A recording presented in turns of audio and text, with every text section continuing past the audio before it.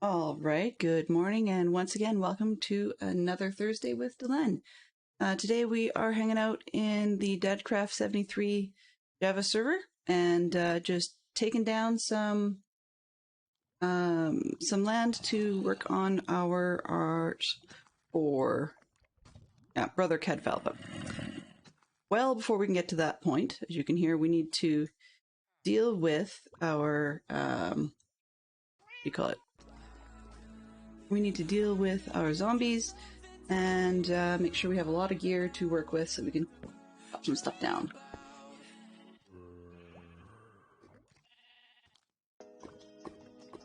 I did do a little bit of this off camera just because I know it's not exactly the most exciting thing and I find it rather cathartic. So, probably should empty out my junk box here, but I'm not really going to.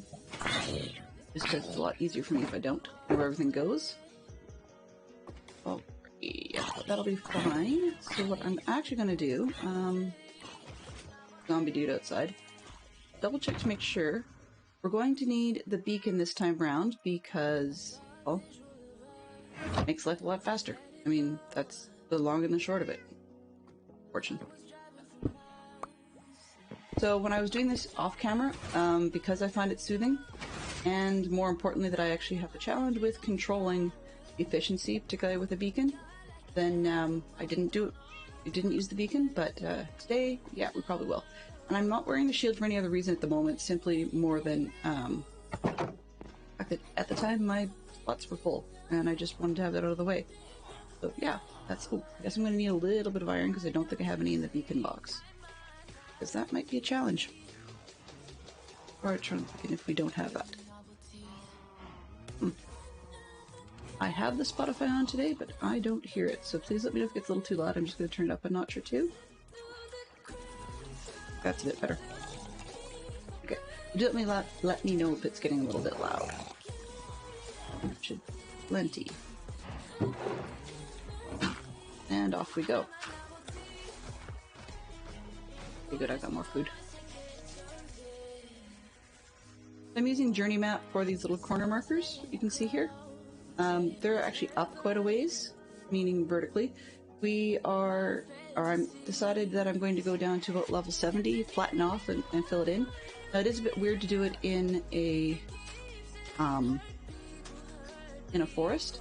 However, I decided that looking at the map, it actually works out quite well to have sort of a light forest border on the edge of this thing.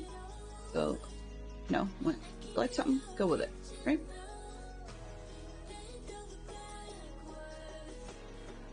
Now, I discovered as I was headed towards the center section of this, that there is a chunk where, chunk is not the word, a big section, probably better descriptor, where there is a huge, word.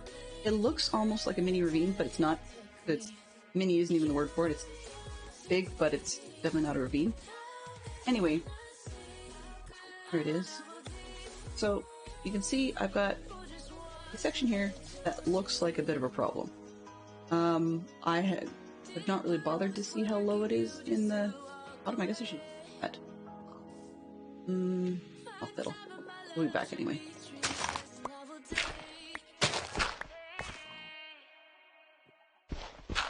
One, two? Okay. How low is this in the bottom?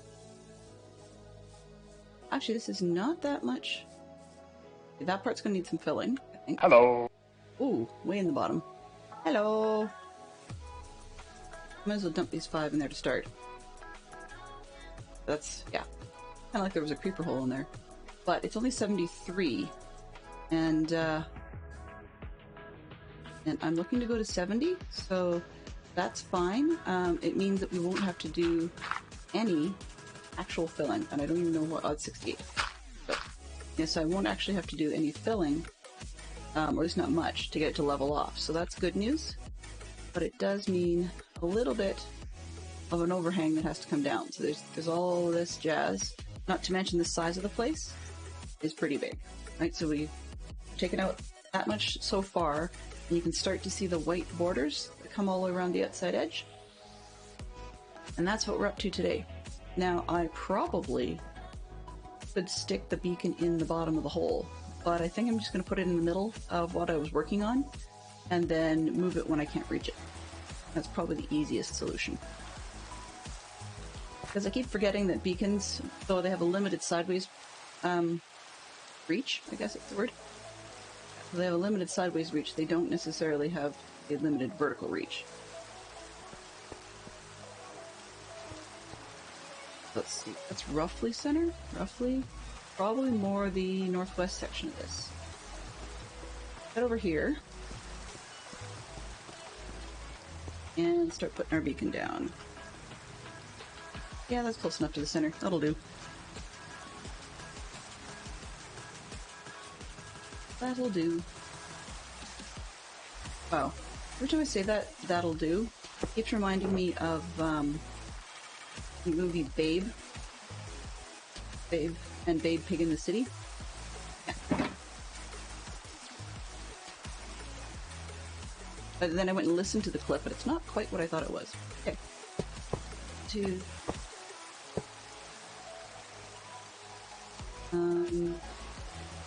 Oh.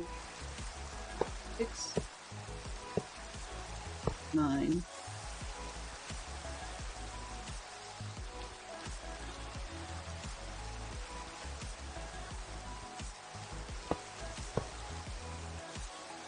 Oh. I'm trying to decide which direction I wanted. This is kind of like a pie. No pie, sorry, a cake pan. 6. Cake pan where it's 9 by 13. And good morning, Fantastic Sherlock Fox. Sorry for that I heard you come in and didn't comment. How rude. 6, 7, 9. I do have to watch myself because last Tuesday we were doing a little bit of the layout for this sort of thing, just putting in the borders, and counted with Delenn ended up with the creeper explosion. So that said, I don't really want to repeat that today.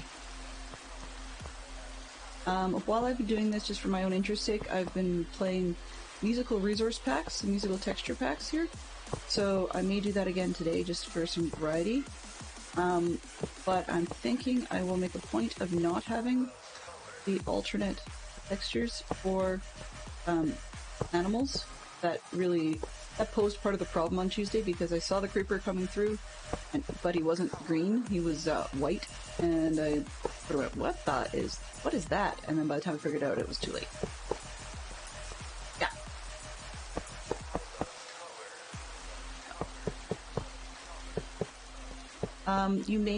There is a chance you may see some weirdness on stream today.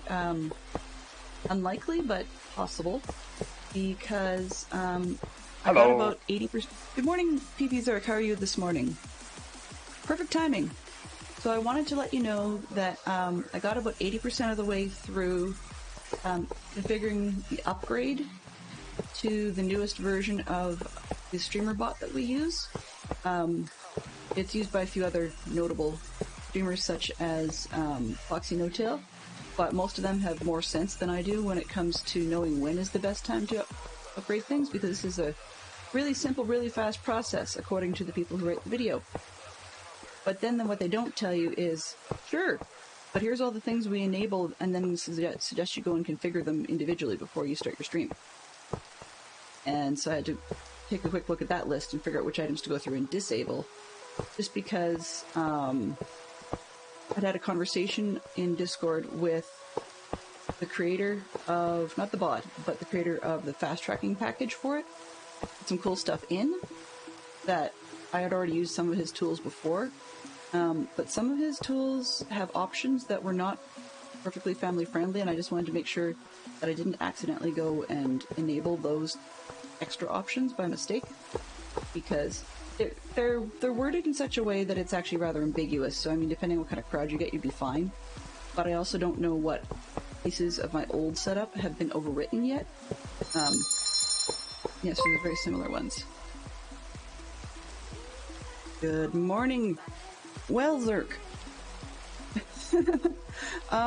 Thank you. I guess, yeah. Thank you very, very much. Hello. Oh, good. The emote rain does work. Hello, hello, hello.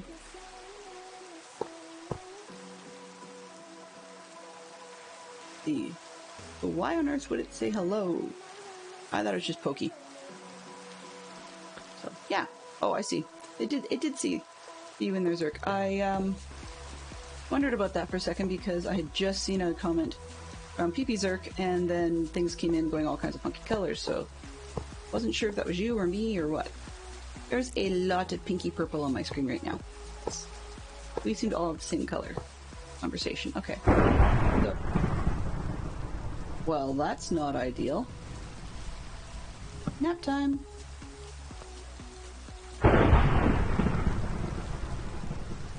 By the way, I meant to ask, since you two happen to be here, are any of you aware as to why I have a skeleton horse in with my cows?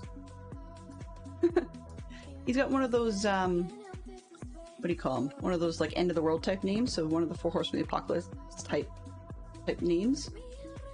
And I have a suspicion it may have showed up when I was coming back from working on my raid farm. Or, no, not raid farm, sorry. Coming back from, running away! From the first raid on the stream weekend. But, yeah. I didn't know for sure. Thank you very, very much for it. He's cool. And I might even rename him something silly, but, he's fine there. I was just surprised at one point. I didn't notice when I had multiple different textures of my cattle, and then suddenly I took that texture pack off, and lo and behold, I had this like white horse sticking around in the middle of the brown cattle. It just confused me for a bit. Okay, let's see. This is the north end of it? Yes. Okay, so then the north end is the one I want the mining on.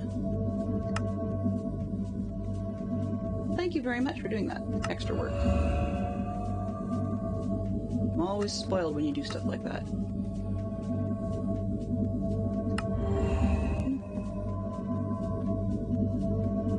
Let's see what we got. Let's try high jump next.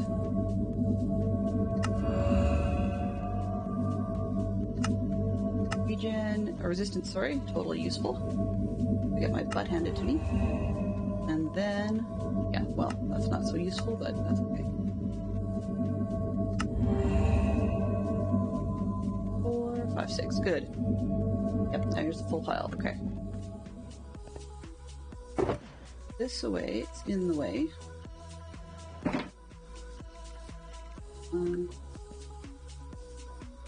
Bed down first.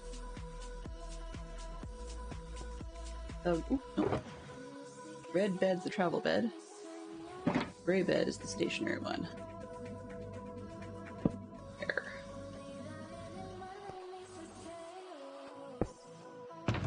Weird how I've got a system for this. And in any case, welcome back. Haven't seen you guys in a while. I gather you're busy. I say hi to you and your family and hope everything's well.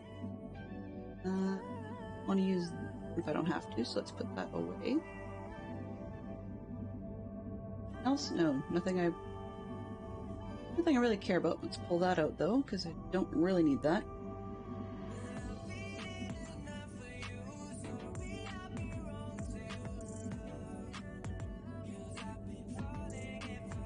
Yeah, good. Good. Alright. I may be on the edge of things, but that's okay. The shovels I'm working with this morning are Unbreaking 2 Efficiency 2, just because they're incredibly disposable. So hence, bothering to put up the beacon. But I can always use my nicer shovel if I need to. Gotta admit, still laughing with that skeleton horse. Really forgot about putting him in there. Well, considering how many times I had my reminders that I did something incredibly dumb. Yeah, it was kind of amusing to see him there. Motion's a kind of, it was really amusing to see him there. First thing that went through my head, to be honest, is, serves you right, Delenn. Totally serves you right for being an arrogant twit and thinking you could actually take on that activity. So, yeah. But, I mean, I might even name him something silly like Reminders. You know, name him after, like, the Apple Reminders app, it's supposed to remind you to not do things or to not forget doing things.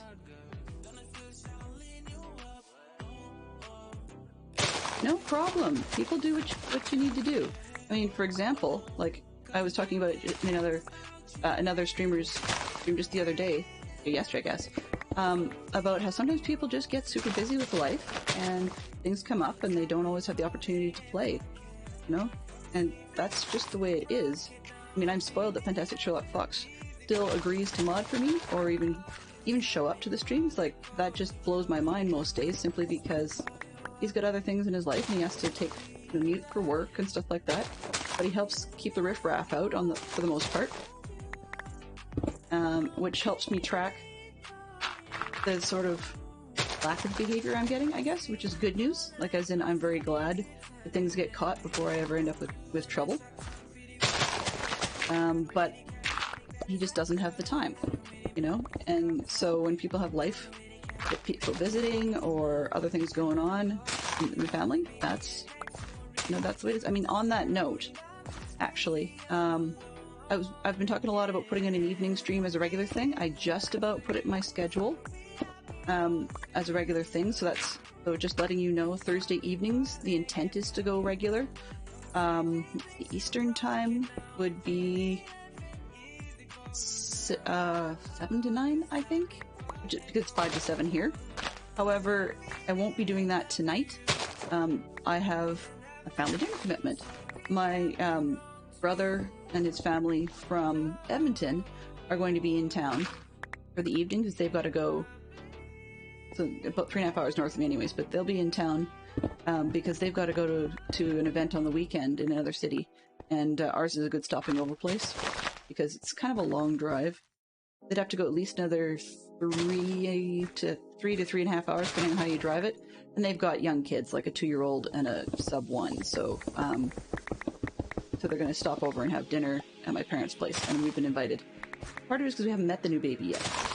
Cute as all get out, for sure, in all the pictures, but we just haven't seen them. So that's what I'm up to tonight, and I figured that was a good reason to take a break from streaming. So rather than put something in the calendar and have to mark it cancelled, I just figured I wouldn't put the regular item in there until potentially next week.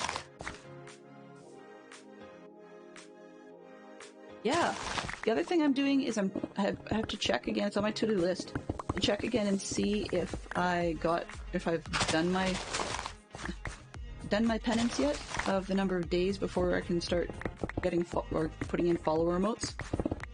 Not that I actually have any to put in. I've got one emote that my daughter says that I should put in. I will probably move the hype emote to the follower emotes once I can do that. But yeah, so incentives, all that kind of stuff.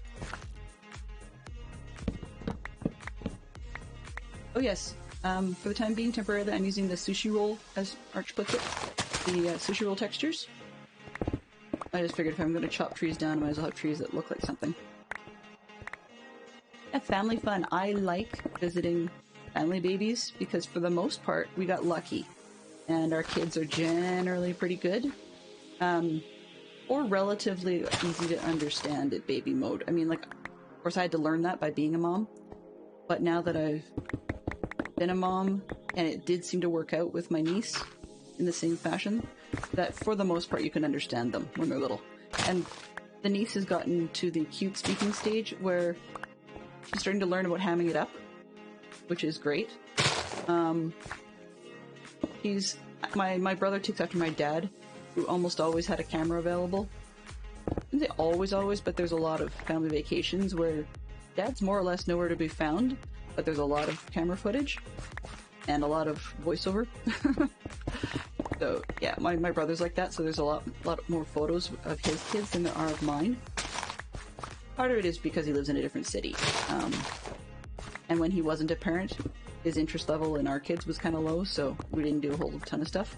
Now that he's more interested because he's got kids, our kids are getting closer to that "do you have to take a picture" stage. Because my husband was never into pictures. He's not that kind of guy. Like, he'll be in pictures, but he's not one that enjoys them a whole lot. My son's starting to take after him in that fashion. But yeah. Yes. The other thing, informationally, is Wednesday streams. I know the Zerks at least has somewhere else they like eat for Wednesday morning streams. I'm totally okay with that. Just wanted to throw it out there that I think I'm going to take a bit of a break from the Myst series and before I start the third one, partly because I was having a tech issue giving it a test startup yesterday. I really didn't like the way it was running. So I feel I'm going to shelve that for a little while. And I got frustrated with the end of the previous game. Just wanted it over because I kept making a gazillion mistakes. Forgetting things that, in hindsight, I thought should have been obvious. So I'm instead on Wednesday mornings, at least for next week. I don't know what's going to happen after that, but the whatever Wednesday the next week is probably going to be either a run, my first attempt at playing Valheim, which is incredibly popular right now, or take another stab at Scrap Mechanic Survival. I'm leaning towards Valheim, but I have that backup. The Scrap Mechanic one, they've had an update where they've actually introduced a tutorial. I think that would make a little bit more sense to poke through that. But I'm actually really enjoying the aesthetic of the more... yeah, that's fine. I just like the Viking medieval type of aesthetic of Valheim to be more appealing, because in the similar vein I had looked at Satisfactory as well, and that's another one that's sort of well, killy buildy, I guess. Not like Diggy hole or anything like that. I mean, one could have argued that I could have called this Diggy strip, which just sounds wrong, and that's part of why I didn't. Diggy layer, maybe? I don't know. Nope, that just sounds wrong too. Anyway, yeah, Scrap Mechanic is cool. The other thing is the odd time I end up with a Wednesday evening opportunity. Those ones probably will not be a perma stream, like a perma slot like Thursdays. Right now, my son has soccer practice in that window, and there may be the occasional opportunity for me to go to the practices. Further to that, whatever Wednesday kind of makes sense in terms of the well, whatever. If I get a stream, I use it. If I don't, I don't. But I do try and stay honest about that in terms of thing. That's actually one of the perks. I really enjoy having mods, but for things like that is part of the reason that tried to set up a backup system such that I won't be wholly in the drink if I do have an off-the-cuff one. Yeah. Scrap Mechanic actually is more fun when you have sort of an aim, a goal, and that's one of the things that the new system has added is the new system has added a bunch of little mini quests to help you figure out how to get started. And I think in the Scrap Mechanic system, I think if they built a clearer quest system, I might have been into it more. But they didn't, so yeah. That's just taking a little bit for me to get into. Okay.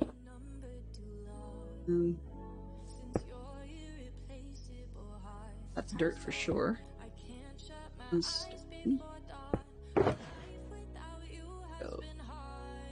So yeah.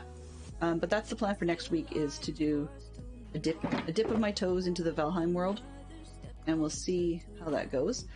Oh yeah, by the way, I caved. Didn't want to, but I caved, and the totem the totem incubation kit, haha, is actually just literally totems now, because I caved and put together the shulkers because I figured there was no way that I was going to be able to get through with the number I had, because I kept leaving them in my storage, which was semi-accidental. Random junk. Play. Okay. Yeah. Semi-accidental. I caved. And the reason I call it caving is I had told myself I was not going to use those shulkers until I absolutely felt I needed to, because I didn't feel that I had earned them. So, yeah. So Zerk, I'm kind of curious. Quick question. You said you love the Scrap Mechanic. What was it you liked about that one? I don't necessarily mean style, I actually mean game. That doesn't make any sense when I ask it that way. Style of presentation, I feel has more to work on, but what is it about that game that really caught your attention? Oh, which reminds me, other item, not a business conversation, but I started it yesterday a little bit. I think I'm going to keep going, or Tuesday, I guess. I think I'm going to keep going with it, is trying to have some sort of question of the day. Now, after I get the StreamerBot upgrade sorted out, there will be a new command added that's just QOTD, for question of the day, and I'm going to let anybody run that one. They won't be able to change it, but they'll be able to like, run the content. Mods will be able to get a command that allows you to set the question of the day if you want, but anyone will be able to run it, so if they're curious what the question is, they can just trigger it. And Tuesday's question, which I'm going to sort of build off of, is Tuesday's question was, how do you like to start your day? So if you have a work day that's different from your weekend, then you may, or a midweek type of day that's different from your weekend, you may have two different answers. But yeah, that was my question on Tuesday. And what came out of it was mostly that people like coffee. They just start with liking coffee in the morning, which got us onto a little conversation about what kind of coffee you like. Is it French press, or is it cold brew, or is it whatever? Yeah, so I think since we had a little bit of a smaller crowd on Tuesday, I think I'm going to go with that one again. So just a generic question to the room. How do you like to start your mornings? Like, if you could, I know, like, there's the fantasy start, but if you, assuming some format of reality, if you could start your day regularly in any sort of fashion, how would you choose to start your morning? And I'm not talking like, the Folgers ad about the best part of waking up being Folgers in your cup or something like that. I mean, it could be. It could be. Although, I'm more of a McDonald's fan myself. Not the food, but their coffee, but that's just because they've taken over old Canadian Tim Hortons contract, and so now they've got the good coffee. Stuff that our parents remember. Yeah. So, question of the day will be somewhat off the cuff and generic, hey, what's your favorite blah blah blah, for a while. But hopefully we'll cover things like, people's favorite, I don't know, with like people's favorite Disney movie, or if you could travel anywhere in the world, where would you go, or whatever. Up with stuff like that. But Fantastic Sherlock Fantastic Sherlock Fox, that he's got a book that he'd heard about that's great deep thought questions. They're sort of would you rathers, but would you rathers in a set up in such a way that they have an opportunity to discuss the consequences of whichever would you rather choice. So that might even be the question of the day, would be a would you rather game. And so that might be another one. It's a great way to start, and it's a good way to build off. Let's see. The building machines mechanic was probably what you found interesting about scrap mechanic, similar with Valheim. Yeah, so both. I quite like the building of whatever it is out of the stuff you gather. I mean, that's part of why I love Minecraft. I think to be honest, I actually love the scavenging aspect of scrap mechanic. I just wasn't as big a fan of the way the bots were implemented, and the fact that there was sort of a neither day nor night cycle thing. I mean, they have a day-night cycle in scrap mechanic, but it didn't really seem to make an appreciable difference unless you were doing something like trying to farm. But generally it didn't seem to matter a whole lot, so to me that felt a little flat, like a missed opportunity. But on the other hand, there's some great modding systems for it and some really neat projects you can do with it. So yeah. And then Valheim, I like the concept as well, because being 1/4 Norwegian, I grew up enjoying learning about Scandinavian history and culture, and it's really neat to see how one game maker has decided to implement that sort of concept into their game. With its own challenges and stuff too, and there's some neat changes coming in the game, so they're adding things like bear traps, which they didn't really have in the past. It's funny though, somebody was telling me that they were going to try a humane run in Valheim. They weren't sure it was possible. Definitely not on my list, but it sounds like something rather unique to try, because I'm not sure what you would have to define as humane. It doesn't mean no killing anything.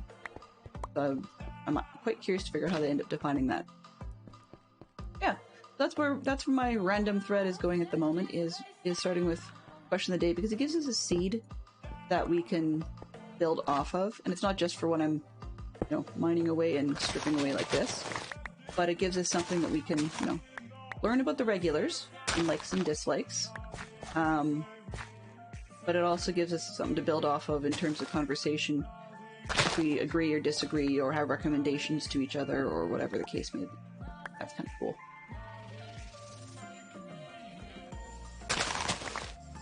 Yeah. Also, you may from time to time see a gentleman by the name of Firepower dropping in. He actually has kindly joined the stream, and he's a little busier of a streamer. Which is, I wasn't too bad for a background while he was at work. The only kicker is that aside from his streams not being during the day, because of course he works like a lot of people, is that while he is mostly clean, I guess, not family friendly, but clean in conversation, his audience isn't. They're not always super crude, but they're not the greatest, and they love to make adult humor jokes that are quite blunt in that respect. Yeah. And I guess this gentleman may be a little bit rainbow, which is totally fine by me. I have no problem with that. But I only mention it because some people love to razz him about that, particularly as it's headed into Pride Month this month. So, I do think that should be celebrated, but it does make it more awkward for some of the streamers who just want to razz them in a jesting sort of way. So yeah, generally he's family friendly adjacent himself, but his audience can turn kind of dark. So he's okay with the fact that I said that I may recommend him verbally, but I probably won't be rating him, just so that I don't accidentally dump people who prefer or have a need for family friendly content into his stream and have them not know what's going on. Oops, kicked the wall, that's no good. Alright. Where are we here? Wow, we're not making too much progress. Not even sure why I was trying to run back to the other end. So the bottom of this hole, this part, actually only goes down to about 68, and I'm trying to level up to 70. So we are currently at 89. I'm just trying to level a little bit to 70. I know it's going to take a while. Then I'm going to be putting up, do I have my reference picture? I'm just trying to see if yes I do. Okay. No, not that one. That was from yesterday. I have the overlay by mistake. There we go. Alright. Now I'm looking at doing this. So that's the art that we're going to be working on. Because it references the monk that I like, Brother Cadfael, and his 20-book series by Ellis Peters. So yeah, that's why I wanted a flat space, but I didn't really want it up super high, because it just didn't make a whole lot of sense. Yeah, it's colorful. You know, we can use some color around here. I was really struggling with how to reference that character, so I thought, okay, well I'll take a look at some book covers to see, because it's one of those series, like a lot of them, where the covers have changed a lot over the years, and reissuing and so on. I'm still looking for a particular set of covers for that series. Like, I've got some of them, but not all of them. Anyway, but I came across that one, which really, really works for me. So that one's from one of the Cadfael books called A Rare Benedictine. And it... maybe I'll stick it up again, but move it to the side. Reference, there we go. Can you move, please? There we go. Take that. I'll just... not on the conversation. Let's put it over here. I'm going to map for a bit. So, that one references Rare Benedictine, which talks about the fact that in the books they had... Cadfael is set up... When you meet him, he's set up as the Abbey herbalist. So he makes all the basically medicine, so tinctures, poultices, you know, so on and so forth. And so that's his job, and he knows how they help or heal, and gives advice in that respect. And that's how you meet him. But you find out over the series of books that prior to becoming a monk, he actually was a very avid crusader, with lots of death under his belt. So So that's where that picture references all three portions. So he's got the Crusader part, his herbal angle, and then his healing angle. It also loosely references that a lot of these, unfortunately, are murder mysteries. I mean, I enjoy the murder mystery part of it, but unfortunate for his character story, that he gets himself involved in practically investigating these things because Cadfael has a need to untangle why things are the way they are and repeatedly can't just leave it in the hands of God to sort out. So, that third one also seems to reference that one because, I mean, the guy could be dead. And that could be also referencing, you know, washing somebody up before you bury them or whatever. Unlikely, that looks more of a healing thing, but it covers all the angles from my point of view. Anyway, yeah, so that's what we're doing that's what we're going with for the art on this one. And, but yeah, I wanted a pretty big flat space. I tried making it smaller than 150 by 150, which I think I may have miscalculated. It looks rectangle, but anyway. The reason I wanted a spot that big is I tried it in something smaller, and unfortunately, to do it in something smaller lost an awful lot of detail. It's not going to be quite as detailed as the picture you see there, but it is definitely going to be big because it has a story to tell. Whereas last season I did Ghostbusters logo, and I probably could have toned down the detail a bit more than I did. But I didn't know. You know, like, you live, you learn. And I mean, on that Cadfael note, I've already got next season's theme for the base picked out. I've never done a full medieval town before. So I've got maps and some descriptors and stuff to work from to be able to do up a medieval version of Shrewsbury, England, based off of the Cadfael novels, with a special attention to the Abbey of St. Peter and St. Paul, which is a Benedictine abbey. And so because it's based on a real place, I thought it might be a little bit of fun because I could augment that with further research into what a place in that period would have looked like for real. And I've just never done anything like that, so I've decided that that might be worth doing. I know it's a bit old, that's part of why I didn't do it this time. It's a bit old for people to be doing medieval-themed places. Minecraft lends itself really well to that. But that's the plan for next season, which probably means yet another takeover of a town and tear it down. But I don't know about the whole trading hall concept. I've watched a few other streamers of late who actually had some really cool trading hall towns, basically, built up. It had far more people working in it than would be realistic, but turned out quite well. Like Carnage Joe had some good ones.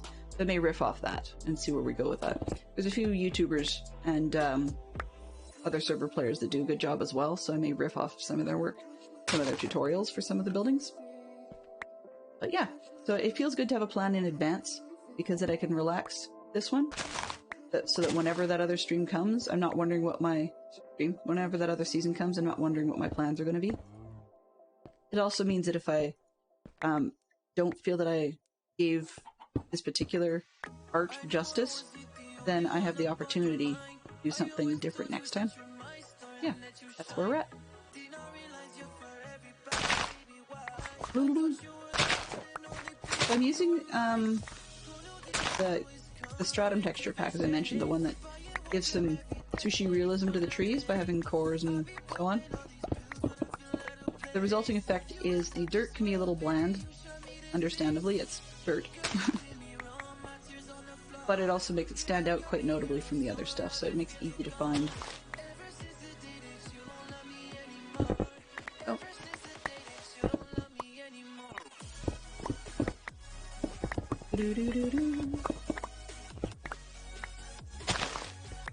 You guys got to miss out. You guys got the pleasure of missing out. I know I brought this up already in stream, but I don't think you guys were here. But Tuesday, when I was laying out the frame for this, I was using my alternate creature's skin, so like it gives some variety to the various critters around here, and got surprised by a creeper that was black and white, and then jump scared myself after that minorly because it looked a little bit like the bottom of the birch tree. So this other alternate texture pack for the compliance skin set gave some variety to things, and the black and white creeper showed up, and it took me a second to figure out what he was. By the time he did, by the time I figured out what he was, I really only had time to shout something and get blown upwards into a tree, which actually surprised me. I totally thought I was gonna die or take some serious damage, which I didn't. But I was sitting on the top of the tree having a good laugh, so yeah, I keep thinking I should go back and clip that because I don't have any self-chosen clips on the channel yet. Might not be a bad idea to take that as an opportunity for learning learning to at least select clip content that I'm okay with. And made me laugh because everything was quiet and it was a nice boring counting with Dylan, and then all of a sudden, kaboom! Bushy trees do look amazing, actually. I'm just gonna see if I have all the bushy options on that one. No, I don't have my extra bushy trees. Let's put this one on. Performance leaves. Go. Nope, I need that one up. That one up. Put the fire above that. There we go. Now this is the compliance lower fire. It's just I haven't seen one for the Stratum series, and I really don't want to get... I have a little bit of a problem with that. Flame arrows can be a challenge on my bow. I'm working on determining whether it's a problem with my mouse sensitivity settings, or something else. But sometimes it just fires off a random bunch of arrows. So I try to do a long pullback, and next thing you know, the arrows are just firing a few of them in rapid succession, which is weird because it shouldn't even be able to do that, but whatever. I'm not too bothered. Anyway, point to that is just that with the regular height fire, I can't see what I'm doing to actually try and get rid of the adversary. Yeah, the bushy trees do look really neat, though. The only disadvantage to the bushy trees I've found yet, and there isn't many, is that sometimes it makes it harder to find the last piece of log, because I'm noting that some of these trees, for some unknown reason, seem to have mystery log bits just floating in them. And they're also really sensitive to being next to their neighbors, as to whether or not anything will drop. So first off, I'm going to do, depending on what time it is, let's go for a nap. And I just realized I'm going to have to move that bed, because as I chop the layer down, the bed's going to be way up top. That's no good. Random stuff, good. More random stuff. Sticks. Bowl. Oh, no trees on this run. I'm trying not to be too fussy when it comes to sorting things, but the less I have to sort later on, the better. It also means that I'm more likely to have space in my boxes. Okay, you stupid. This is going to bug me. Throw you in some holes and dig you up. The next player, then you'll be very kind. Fit in that box. There we go.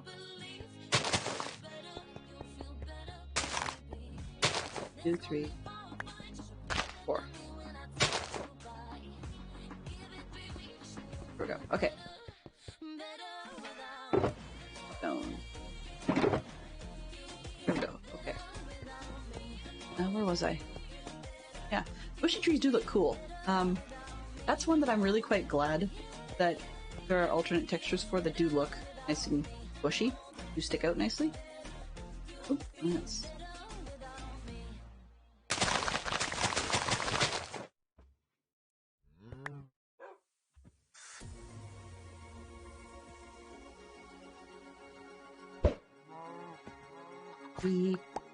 Cow.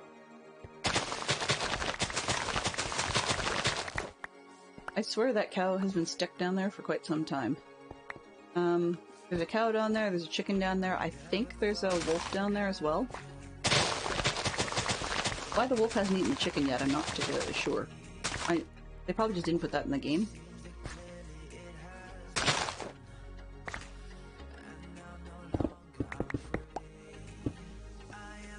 Or can we? Oh.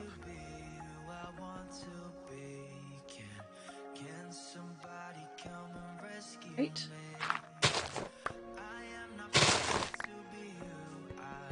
Let's see how much do I have. Oh, get this chunk out of the way. Oh, not falling over the edge. That would not be high on my list. Okay. All boots are great, but only to a point.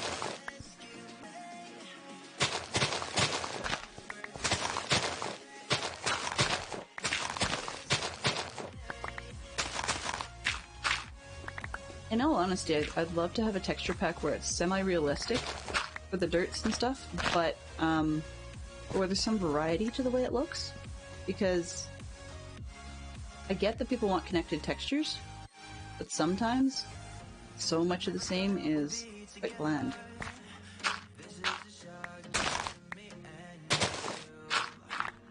Oops.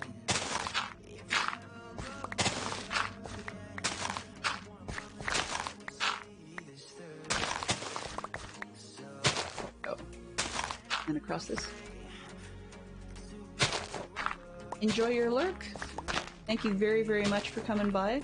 I recognize that you've got things to do, and I hope you have a great day doing them.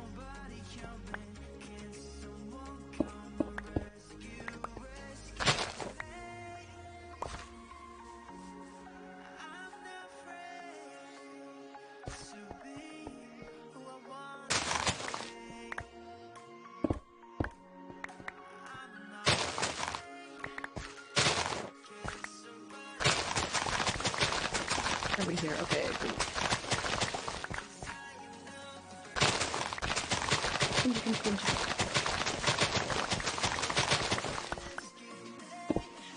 Sometimes you see the chicken and I wonder if my question of the day should actually be, when it comes to fried chicken, deep fry or shallow fry? I don't think I've ever had shallow fried chicken before. I wouldn't know if it actually tastes different or not. A lot of what it is all in the seasonings and the thickness of the coating and what's used to make the coating. I've had my fair share of weird coatings because of having been gluten-free for quite some time. Aha, 5-minute warning. So that means 5-minute warning for you guys that we shall be having ourselves a Lego break.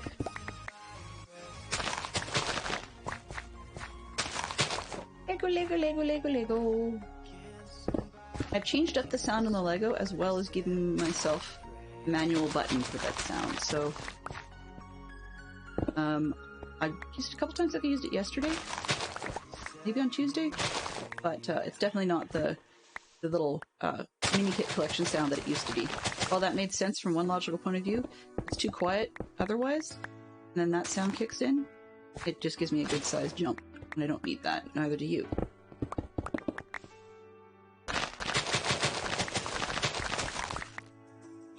On here. 89's not bad.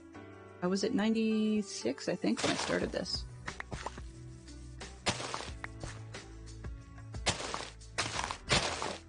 Sorry, chicken, your little base has to go. There we go. 3.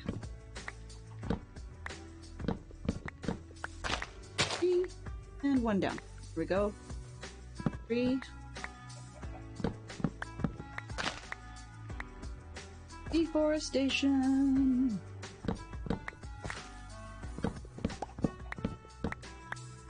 It actually would be kind of funny at some point for, maybe for Earth Day or something, for, going to prank people with like a little, I don't know, maybe base it off of The Wandering Trader, but prank people with like a digital Greta Thunberg coming and yelling at you for chopping down the trees or digging up the holes and burning coal and stuff. Now I find that amusing, but I don't know if my patience would run out for it if it actually happened. Yeah.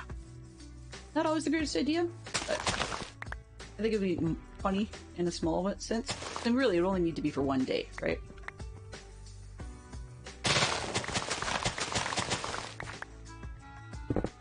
we here? Coal. So I'm choosing not to silk touch the dirt, because, I mean, it's one that will return itself to the grass state. But I'm definitely silk touching the stone for two reasons. One, I don't have to worry about the ore in the way. Second is that, of course, in my trading hall, I can always trade the stone away to the masons as stone. So if I did it as cobble, they don't like that. So I'd end up having to waste a lot of time, energy, and whatnot if I wanted to trade that away. But it's easy enough with a half-decent efficiency pick to turn stone into cobble for the limited uses that one would have for it. So it's not a big deal. And I've got a stone/cobble generator, in which case I can always just grab what I need with the right pick if I really wanted to. Which is part of why I'm even considering this stuff as trader material, rather than simply hoarding it and keeping it. I could let it despawn. You know, that would be insane. But, yeah. I've never really had a whole lot of stuff to have too much of anything. Therefore, I don't have a problem with hoarding to start with as much as I can. Item sorters and stuff are quite handy, but if I don't have enough things to worry about sorting outside of manual and letting groupings of things dictate what's going on, then I really don't need to worry about having item sorters and whatnot. Oops, server rebooting in 1 minute. Okay.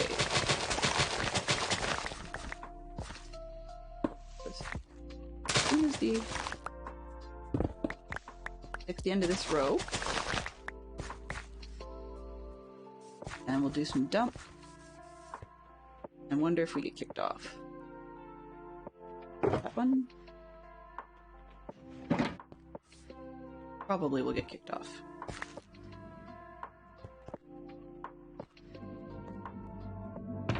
If I was smart, I would have brought,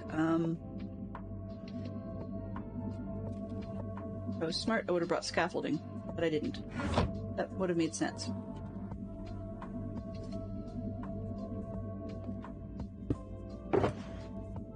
Dirt, dirt, dirt. Dirt. There we go. Alright, so we're gonna head on over to the Lego table, and I shall see you over there.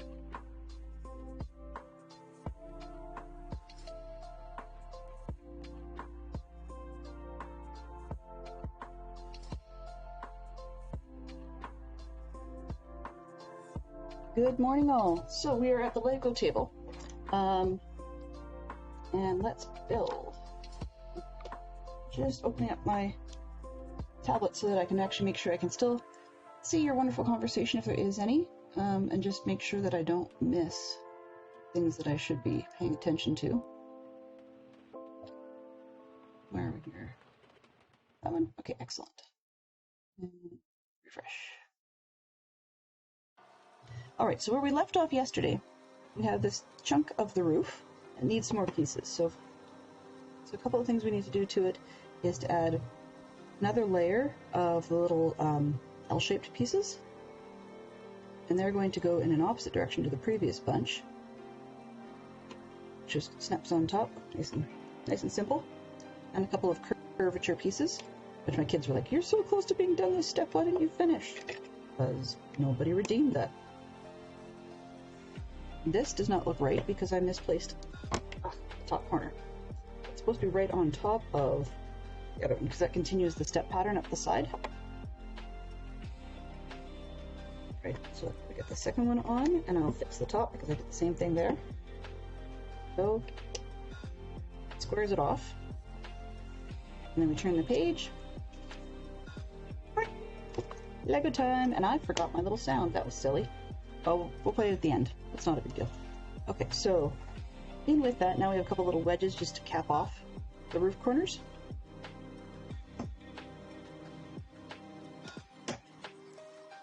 And let's see the other side. It slides around on my desk, so I really should actually put, oh, it's underneath here, but that's for later. Okay, so Next step they've got us doing, something that the Harry Potter Lego sets are kind of famous for, is little porch kind of spaces. So what we're going to do is, first off, side of it, we have to take a couple of these circular black disc pieces and put the little white bases on them. Underneath. Oh, not underneath.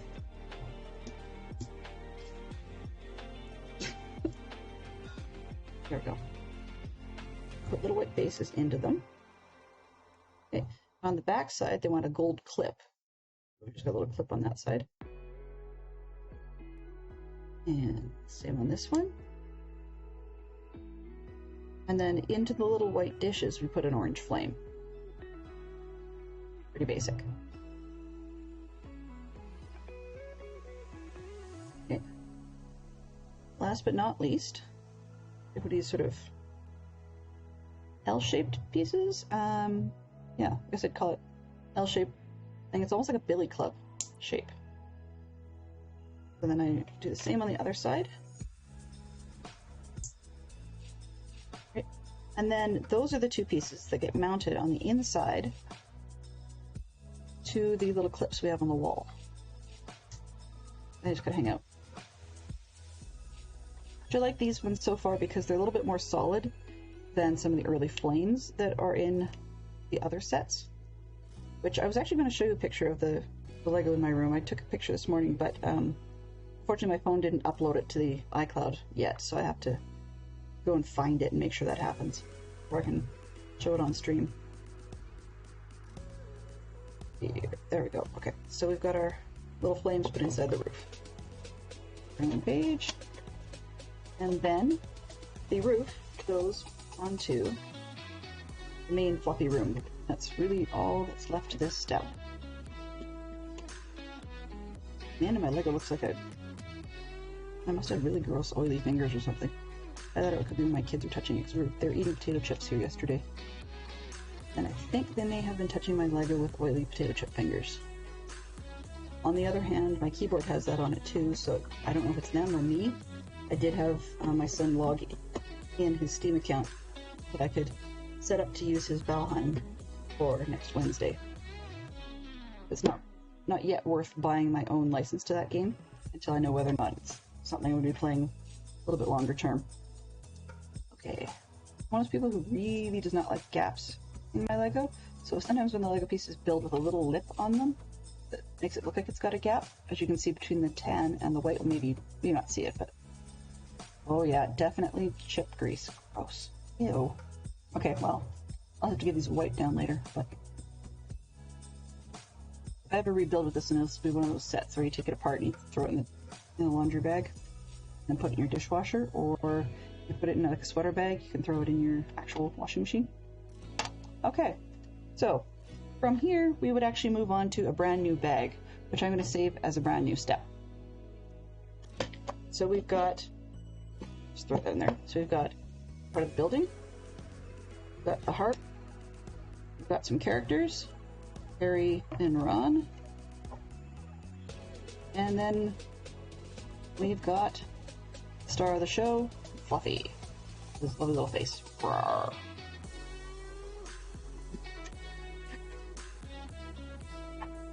All right, so I will see you back at the other desk.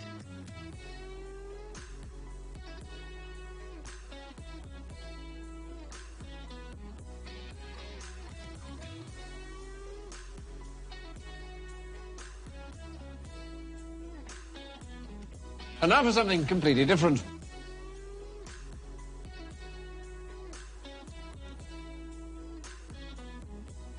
Very completely different. Make sure we can get back onto the server. Here we go. Lego, Lego, Lego. Oh, nap time.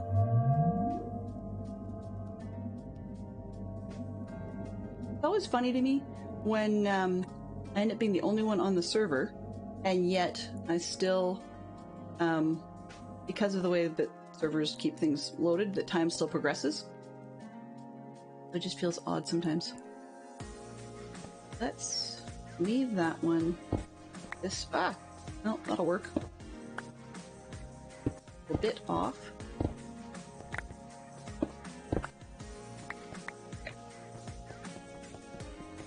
Get all that side? No, I did not. And itch. Okay, where are we going to start with the...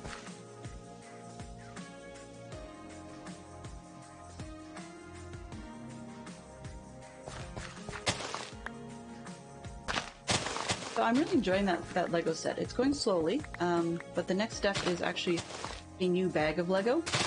So, while I prefer to knoll and sort, I've never found watching somebody else knoll and sort their Lego be all that interesting.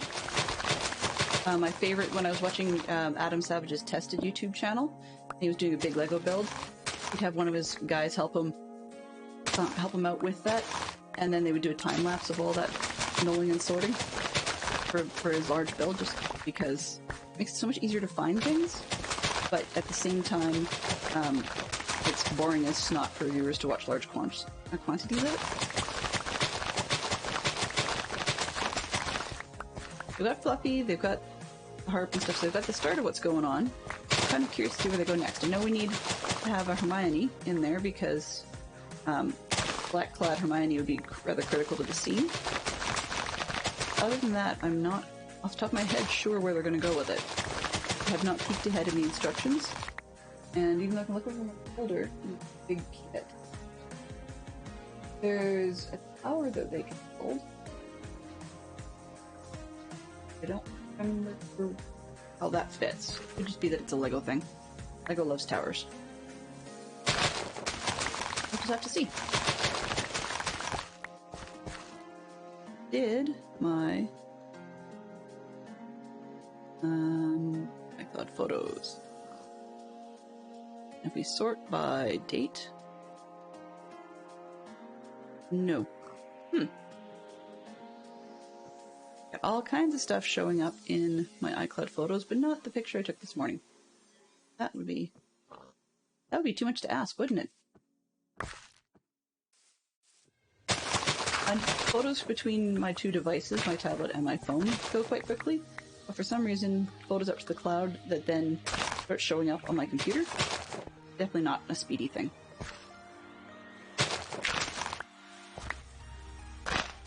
Take out more tree.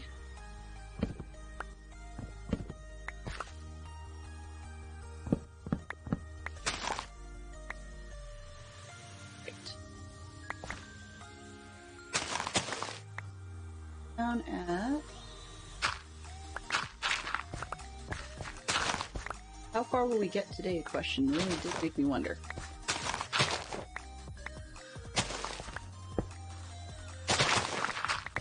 Oops. Not fall in a hole.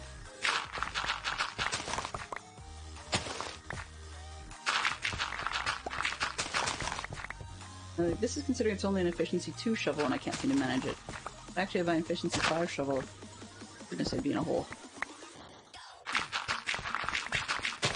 I am using Foro's Pickaxe V2, version 2, because unfortunately, really stupid me did not remember to put that one away before the stream weekend. So that was one of the items that I unfortunately lost and had to rebuild. But it definitely needed a good renaming, because I was attached to that one. Yes. I would never have thought to name my pickaxe something like that, but yeah. Someone that came up with it, I was very appreciative of that, and now I'm really attached to naming my pickaxe that. It makes no sense, but that's okay. Things in Minecraft don't have to make sense, right? Gracious, excuse me just 1 second.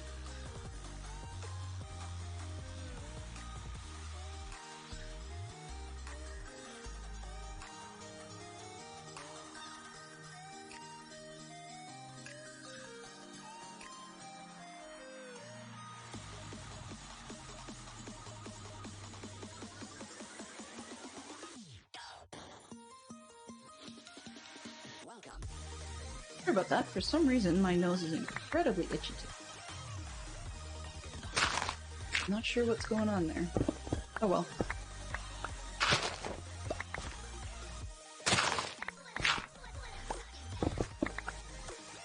I'm actually looking forward to getting down to the spot where I have to fill rather than dig. I'm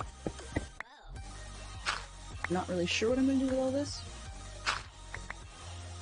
Now, it's because of that weird little gap in the middle of this slot that I didn't just choose to raise the outside edge. I'd have an awful lot of filling in to do. Whether it's tearing down or filling in, I prefer my art to be flat. Now, I haven't actually, particularly since it's window-based, I haven't yet experimented with doing 3D art out of wool in terms of actual relief.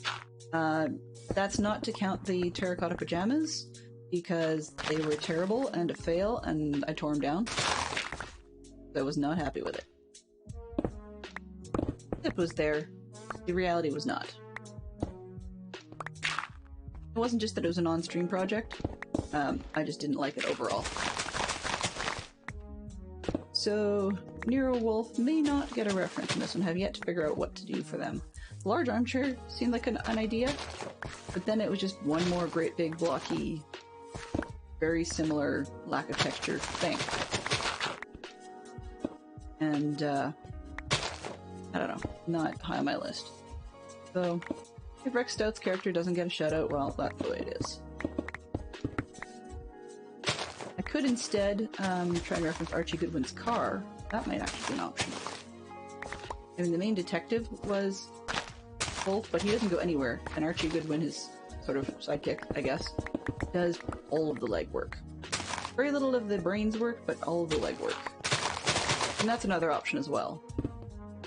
One of those weird ones, though, where the storyline was set in one period, but it never shifted, even though the times the novels were written in very much shifted, and the characters never really seemed to progress in time in the storylines. I mean, aside from the actual storyline, but they didn't seem to, from one book to the next, have any shift in their time period.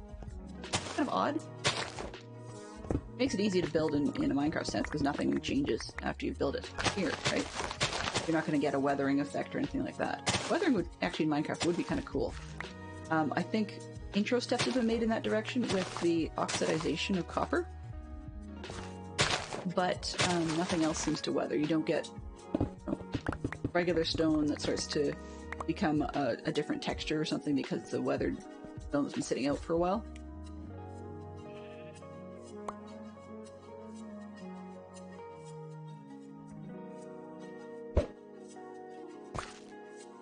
Yeah, it's just they haven't bothered with that angle. Maybe something interesting, but I mean, it's probably been dealt with in a mod. I know we've had seasons in the mods, and in Java mods at least. Oop. But it's interesting the last few months how many people I've seen in the Dadcraft 73 community expressing interest in modded. When they first started, it was all Bedrock, Bedrock, Bedrock. Some of it was the platform available, as in they weren't able to do Java stuff, but more and more starting to express an interest in being able to do both. But, whoa. Yeah, I don't want to fall in that.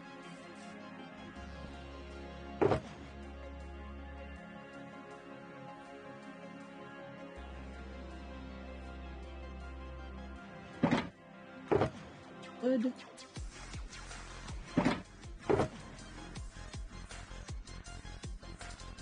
Random. And dirt. Mojang made dirt, and dirt don't hurt, I guess.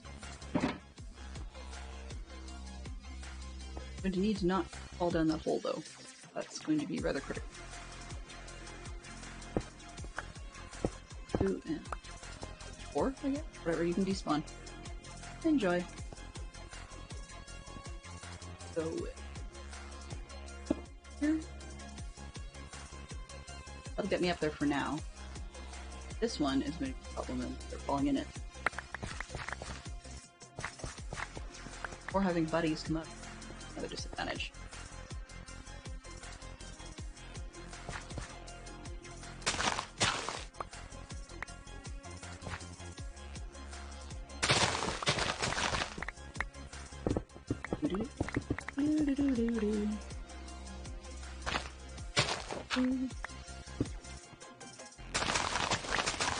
Getting dark. I probably should go sleep. Just oh, I can.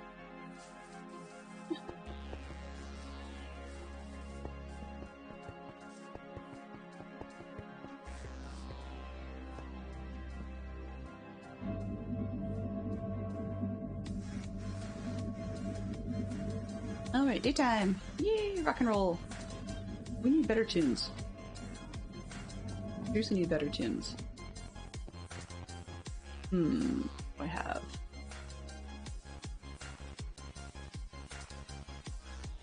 I was copying. EDM?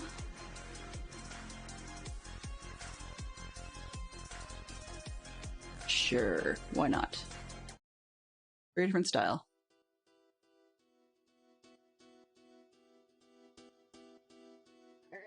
So when I was starting with some of my streaming tunes playlist selections, I was looking primarily for ones that were safe, but also I didn't want to worry about lyrics. But sometimes you just need lyrics. On the other hand, though, dance music, not so much in the way of lyrics, so we'll have to take a look at my sources again and see what I can find for interesting music.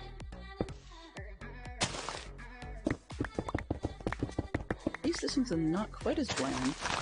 One thing to have chill lo-fi music when you're building or something, but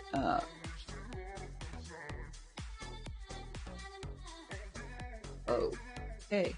That's a hole. A hole. Yes. Bigger hole. Okay. Maybe that way. Sure.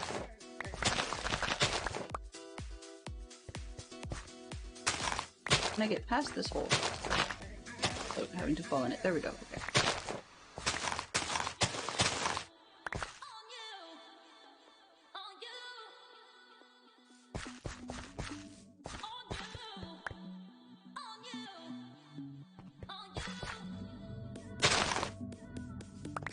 Do-do-do-do. Rose.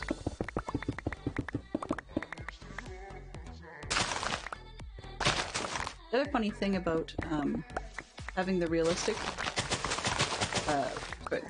texture pack is they have not sorted out texture for copper yet. It's been a while. You would think they would have. This one's 4118, but no copper texture, which means that that's why the copper looks so weird and it kind of stands out.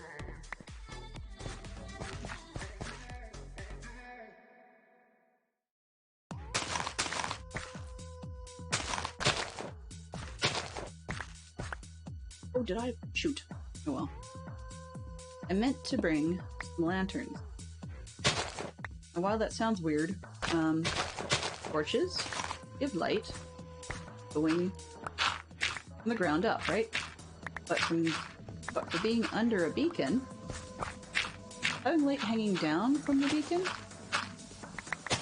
light things up, is probably not a bad idea. Then I don't have to move it every time. That's just me being paranoid. If you sleep enough, it's a completely moot point. You don't need to worry about any of that.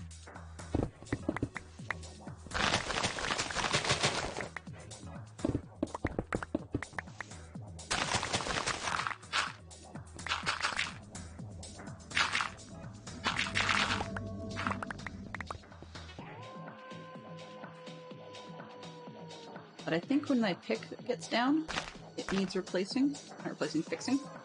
I'm not replacing that one. But when that's the case, then I will probably head back to the village, and then we can get some lanterns with... I mean, I know I've got the materials to make lanterns, but why make them? If I can get emeralds easy, trade gets me XP, so repair stuff while we're there. You know, all those perks. Alrighty.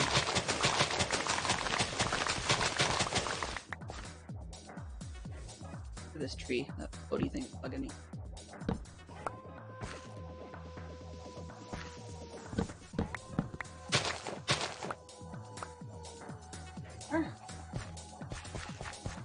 Still think this is a weird time slot for me to be streaming at, but quite convenient because the kids are in school. Otherwise, I'd have to do domestic things. You know? I am terrible at adulting.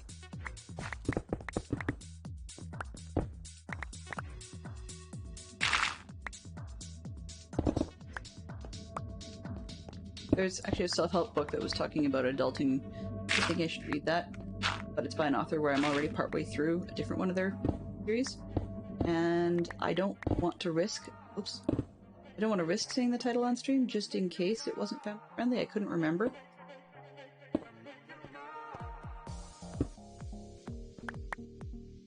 Because some of this author's titles are not, and I can't remember whether it's the This Is Your Brain On series or if it was the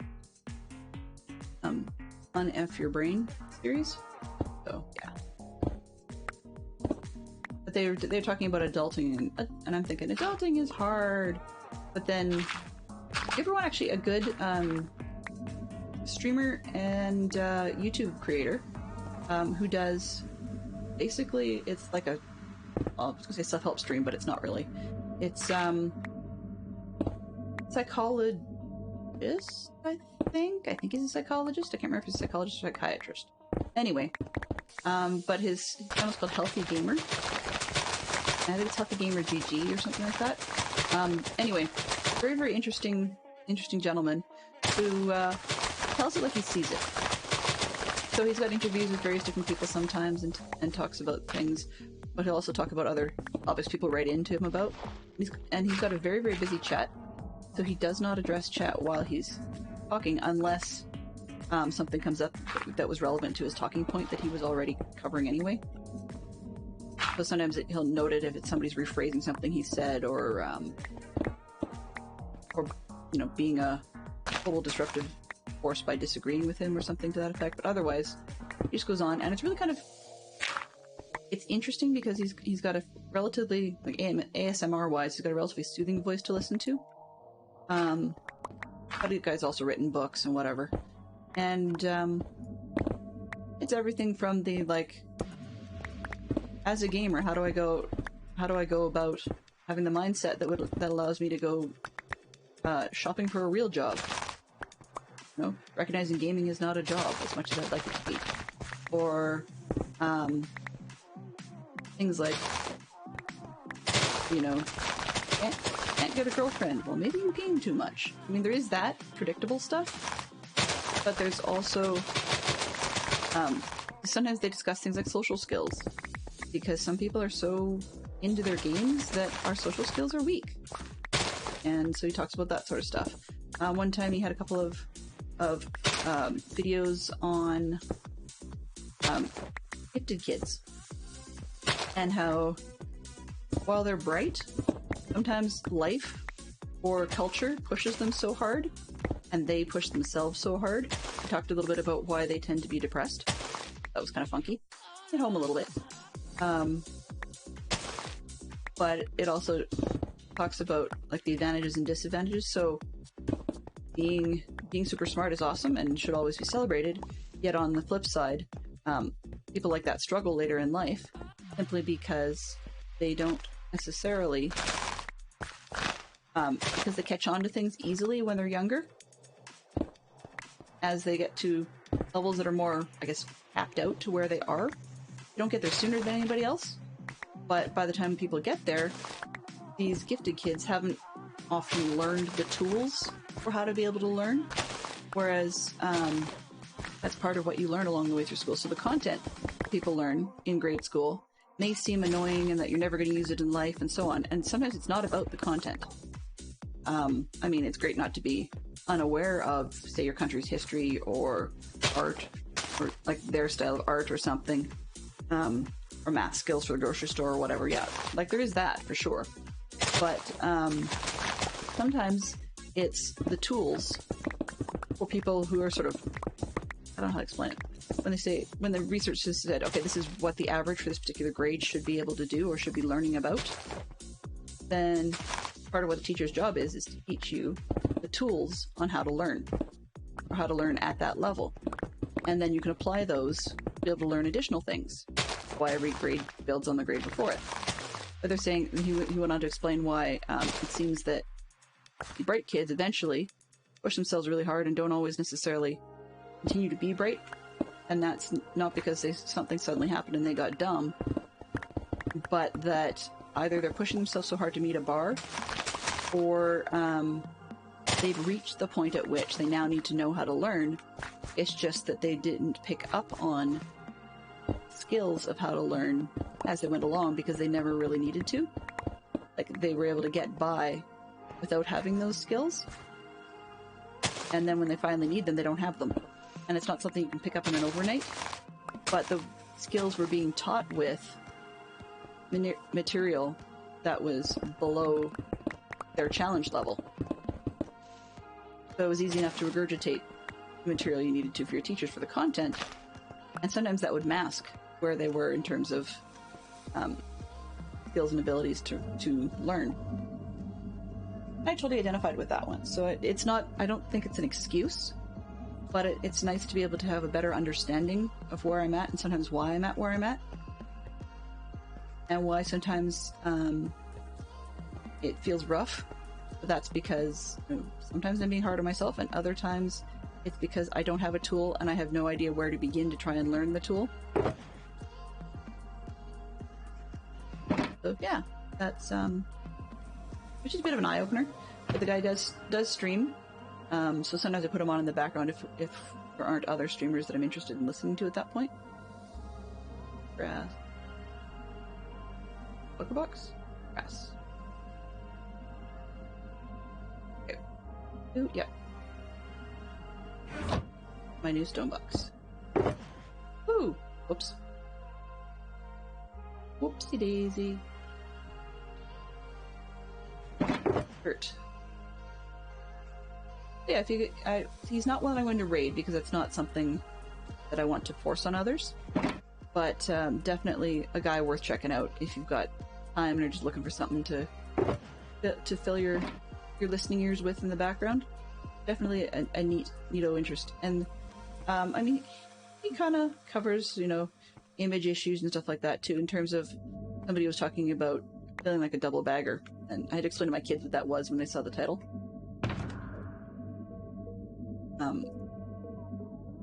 But yeah, he definitely touches on all those things.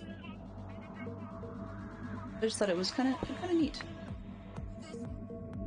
I don't know what I would originally have been searching for on YouTube that had his channel come up for me. Still quite puzzled over that. It's creepy because sometimes I look at YouTube and I go, do you know something about me that I don't? How are these recommendations sometimes very apt and yet seem they've got nothing to do with what I've actually been watching? So it's probably a little bit of other streamers like you are watching this material. Well, yeah, that's great, but I'd still like to find out a bit more about what it is. Oh well. And then I found out via his YouTube channel that he actually has Twitch stuff. And also that his YouTube videos are often made out of clips of his Twitch streaming, which is part of why he doesn't bother referencing anything up the side. It would really make a lot of his videos choppy. Give me just a second, I need to re-scratch my nose. Be right back.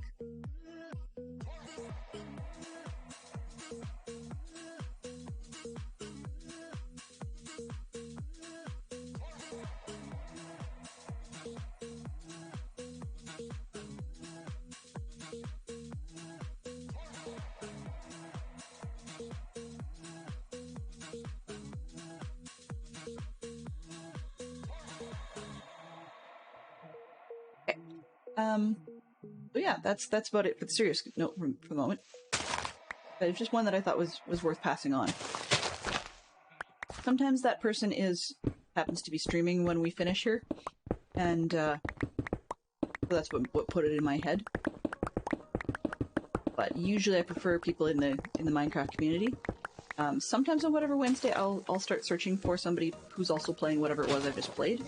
But other times I'll just still raid some of our old favorites, just because Minecraft is what I play mainly, and the majority of my viewers watch Minecraft. So if I was having a lot of new people in the stream that came for that other content, then I'd be more pressed to raid what that other content is. But if they came for, people who usually play Minecraft, well, then I'm not going to worry about raiding people with matching whatever game I just played that day. Learning more about myself and my audience. I mentioned on Tuesday... Ooh, not in the right seat for it, shoot. I mentioned on Tuesday that I had come home from the weekend with a little bit of hardware. What I mean by that is I was surprised by I was surprised by an award from Scouts Canada. Just one of those thank you for serving with us, but it wasn't an automatic, hey, you've been here for 10 years, you get this award. It was a merit-based one, based on people sending in practically attaboys and thank yous for the work that you do. So it's like a nice little pat on the back, but it's actually hardware that one can wear. So medals. They're not super high class or super high quality or anything like that. I mean, Scouts Canada is notoriously cheap, but these don't look cheap and they feel good. And I've got it handy. I'm trying to figure out how would I hop over to the Lego screen for just 1 second. When was it? Yeah. Hop over to the Lego desk for just a second. Oop. Proud enough of this, I just wanted to show it off.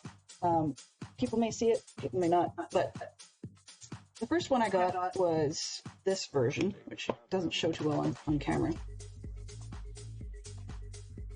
But yeah, so it's just a little Scouts Canada logo with a big brown lanyard, and then we get a little badge that we can put on our uniform. That each one of these little badges is different. Yeah, so each one of the badges is different for what we do. And then the second one, so that's the first level of the, what do you call it, medal of good service. So a nice little cool plastic box and a little cutout shape holder and molded plastic and whatever to hold it in a little badge spot and whatever. That looks cool. But I haven't put the badge on my uniform yet. Then I got the bar to the Medal of Good Service, which literally all they do is they take the yellow lanyard you get and they have a great big yellow stripe up of it. That's all there is to it. And then the little badge you get with it is just has yellow stripes in with the gold logo. It's one of those ones where you only wear the most recent version of that badge. So if you've got the bar, then you don't wear the previous one, but you've got the new hardware to wear with it, right? And pleased by that, because it means that people had actually said, I did a good job, which feels good. I am mildly amused, though, with this one. You can see that they just stapled the badge to the lanyard, and they stuck it in like a number 10 business envelope. And that was that. Now, in both cases, I did get a piece of, what do you call it, like a paper that was a certificate. Nothing super exciting. One of those ones you shove through a laser printer in it, and it sticks your name on there and says whatever you got your award for, etc. But just wanted to show those off because that was what I came home with. My son moved up to another level and he got a knife as a gift, and I got my medals. So yeah, back to the desk.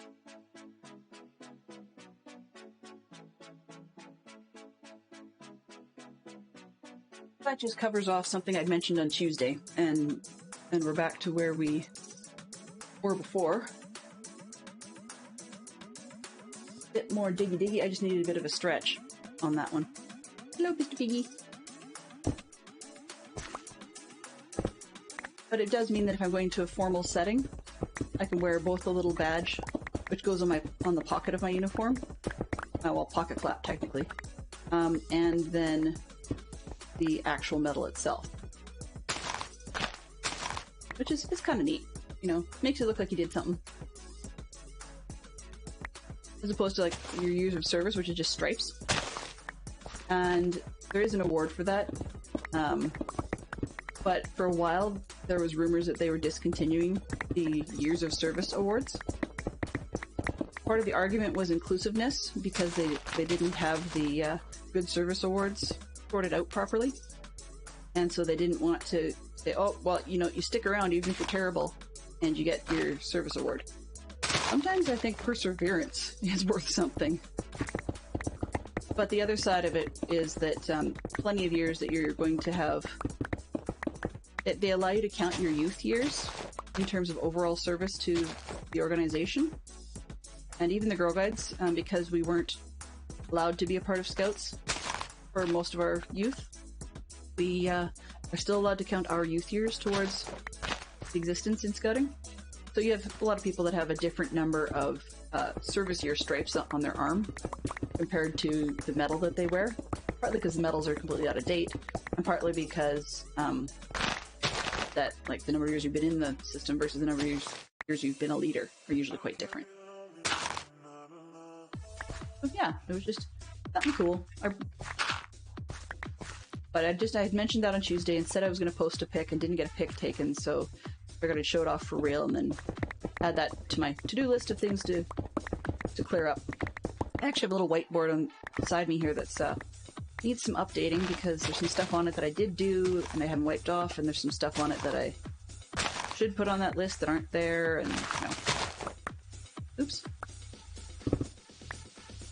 Yeah. Need to get on it. I was using a bullet journal for a while, and I quite liked the physical bullet journal style and the layout. That was working pretty well. The kicker was it's never with me.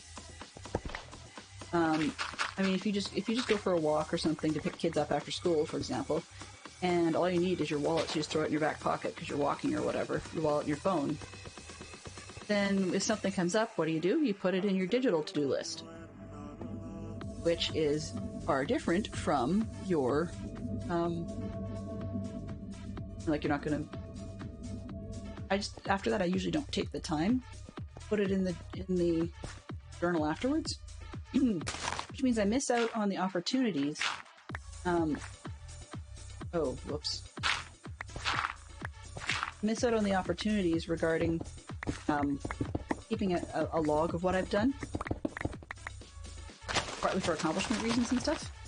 But the other piece of it is that it's just, like, I'd spend so much time doing the decoratives, and that just is just like color coding and stuff. It's not even being all fancy schmancy curly cues and stuff like you see in a lot of the internet tutorials on how to do bullet journaling and stuff.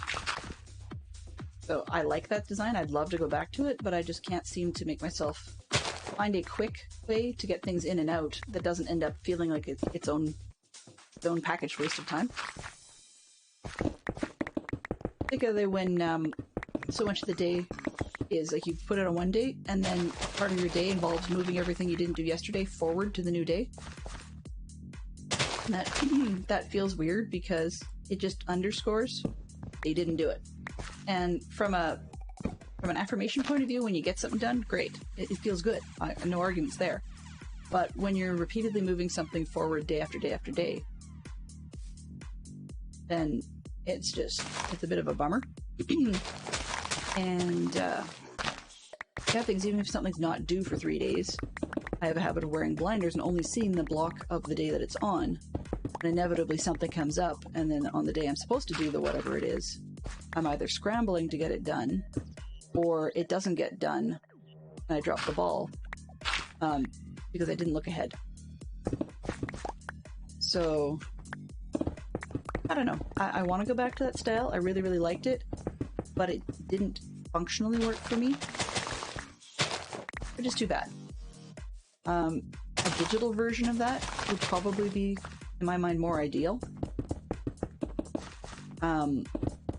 There's a piece of desktop software that looks like that, but once again, you've got, desktop or laptop required. Like, that still doesn't really help in the scheme of having things with you. I'm gonna take another look, because there was rumors that desktop software was working on a digital copy. As Fantastic Shock Fox knows, I tend to like to almost, what's the word?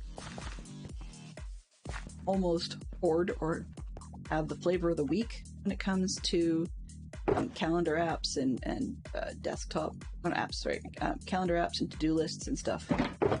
And then we've got some that are great for various different purposes, but they're not necessarily integrated with each other, which means then that I don't end up getting as much utility out of it because I don't have a one-stop shop for my brain to look at.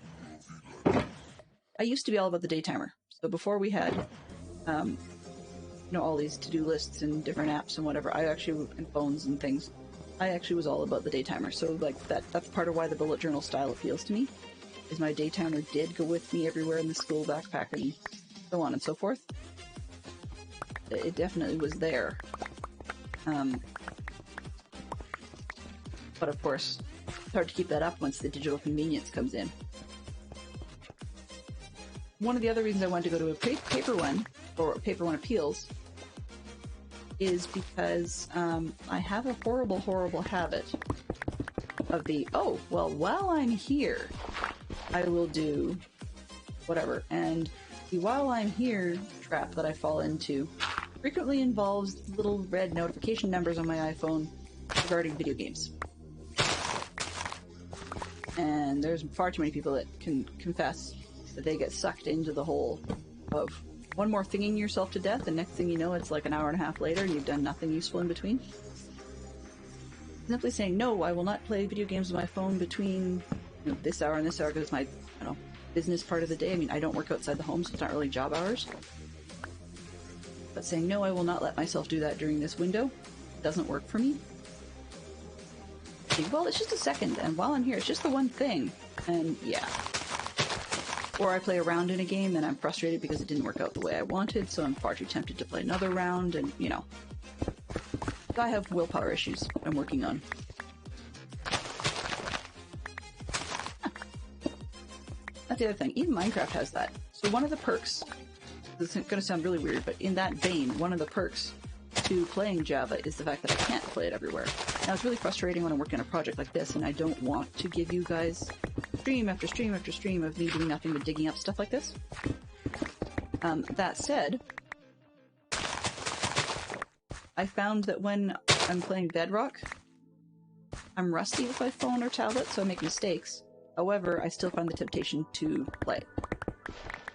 Or I was wearing out the battery on my phone when I was doing Pokemon Go for a while.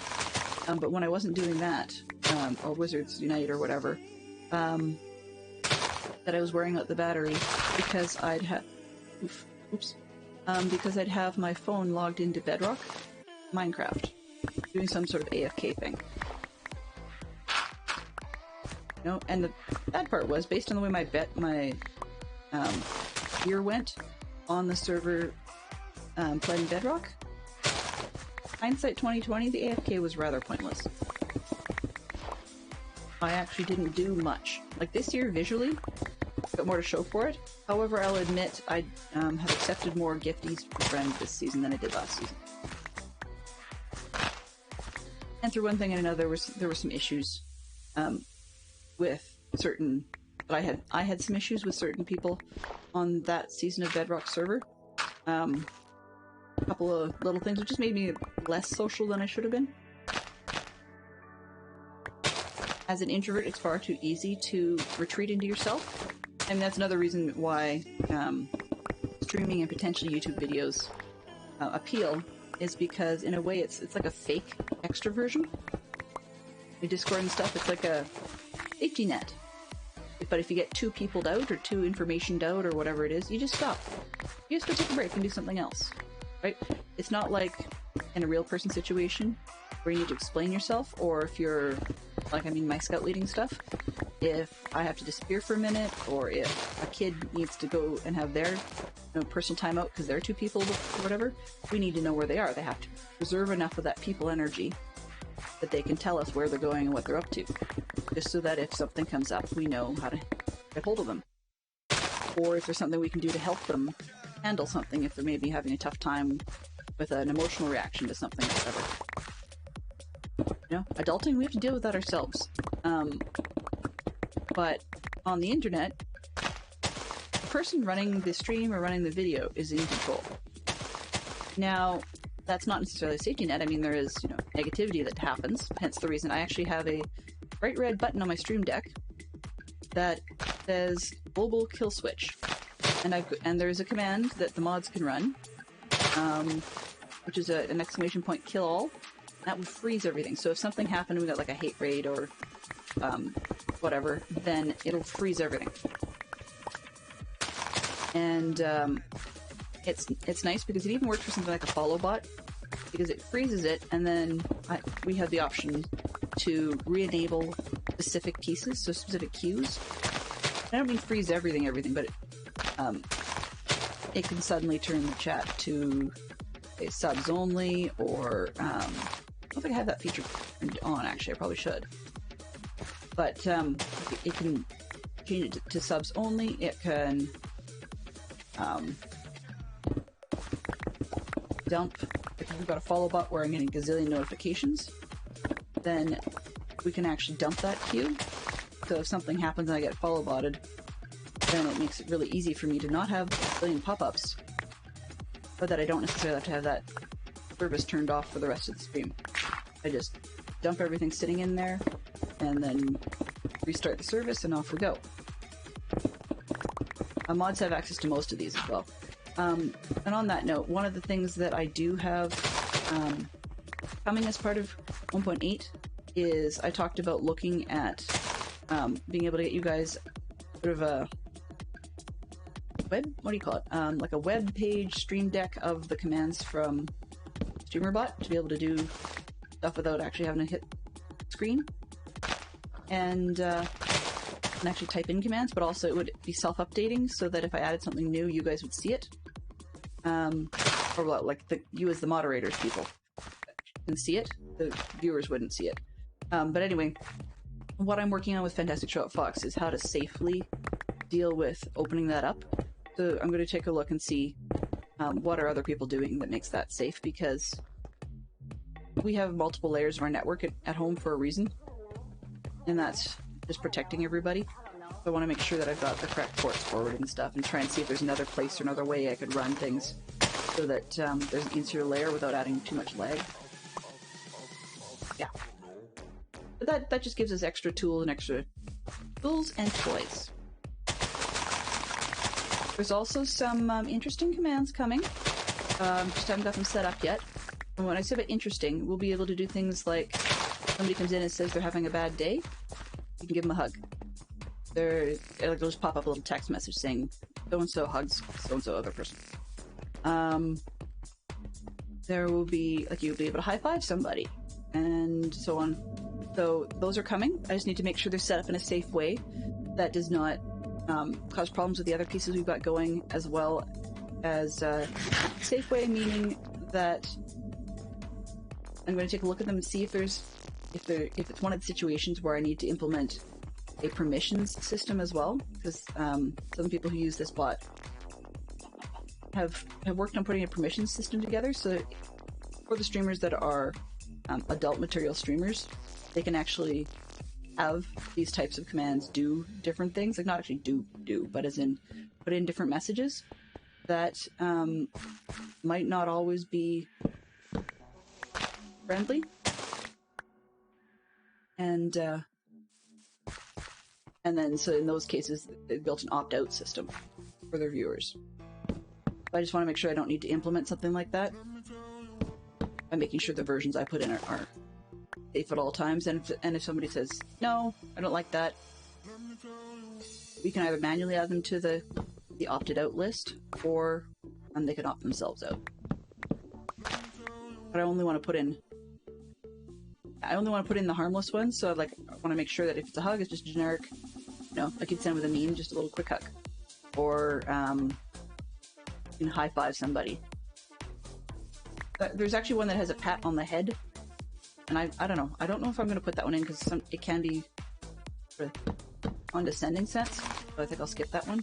You can see where my head's going in terms of things that are a little bit different, but it also means that we don't have to have as much obvious stuff going on on the mod side.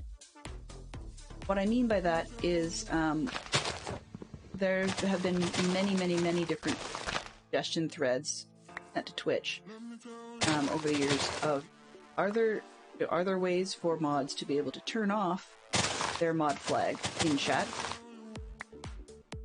Whether maybe they might be off duty and they're just in their usual person's chat, or whether it be something like maybe they want to have the mod abilities, but they don't want to be identified as a mod because particularly in smaller streamers chats like mine, sometimes new visitors are reluctant to chat when they see a lot of chat from the mods, because it's not even a lot, I mean, but when they see mostly mod symbols going by, that it's got that impression of power. Similar to how DadCrest73 talked about wanting to be able to turn off the partner flag on his username, so that he can actually talk to people without so he could actually go into a small streamer's stream and not frighten them or their chat by being a partner, because it makes it hard for him to support smaller streamers when he goes in somewhere like that and can't really do more than lurk without frightening them or making them uncomfortable. That doesn't necessarily mean he would say more or anything like that, but I do appreciate that, and particularly from a mod's point of view. Because I'll give you a case in point. Okay? At the moment, I have mods and stream stickers. Those are my viewers for the day. That's totally cool. But if someone new walked in and the majority of the conversation they saw was just mods, and then the auto timers got triggered by mod conversation, not only is it clear that there's not much going on, but it also doesn't necessarily feel friendly and welcoming in spite of what anybody says. So I think that would be a great perk, or even if as a broadcaster, I could have an ability to go ahead and turn that off without removing the abilities from my mods.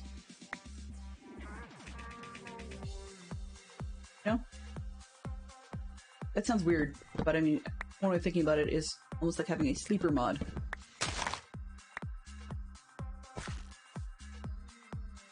But, yeah, that's something I'd like to see. If it turns out that I can find a way to do so, excellent. Unfortunately, even the VIP tags do the same thing, so while I have the opportunity, because I'm running a bot that will let me, I could actually go ahead and set up the same sort of thing and virtually use the VIP category in my stream as mods. But the same problem becomes true, because even if I VIP the people, then the VIP flag pops up. Like, you don't have a choice to have one or the other. You'd have to be...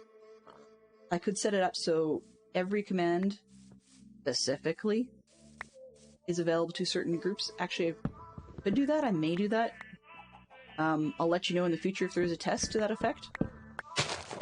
And what that would be is I can make a group at my end. It makes it easy to add specific individuals allowed to run a command.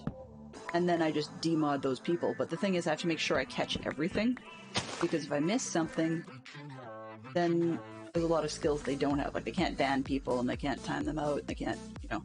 And those are really the key pieces that someone wants to have a person set to mod status for.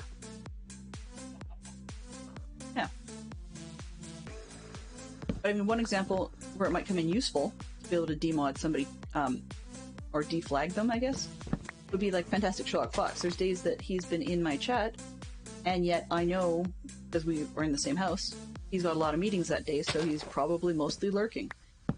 Most likely does not have audio, and 99% of the time does not have closed captions turned on either. Which means that, unless he sees something suspicious, he can't actually really be there doing the whole moderator to boot out poor language or whatever the case is. So for those days, you might as well mark yourself as off duty.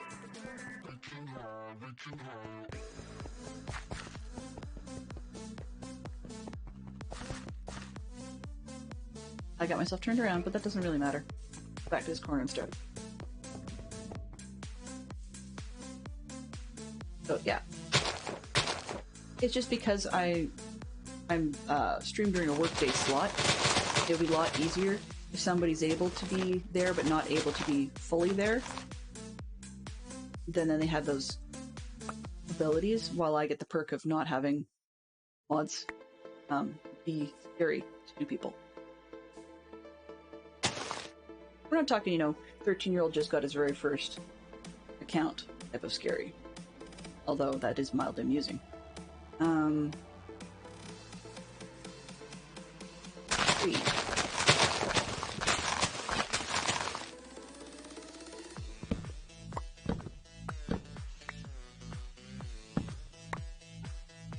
Yeah, there are workarounds, but they're super duper ugly because you have to catch every single possible instant. And that's the difficult part. Which has done a nice job of grouping things for us. It's easy to award skills like that all at once, but, pros and cons and all that, right? Okay.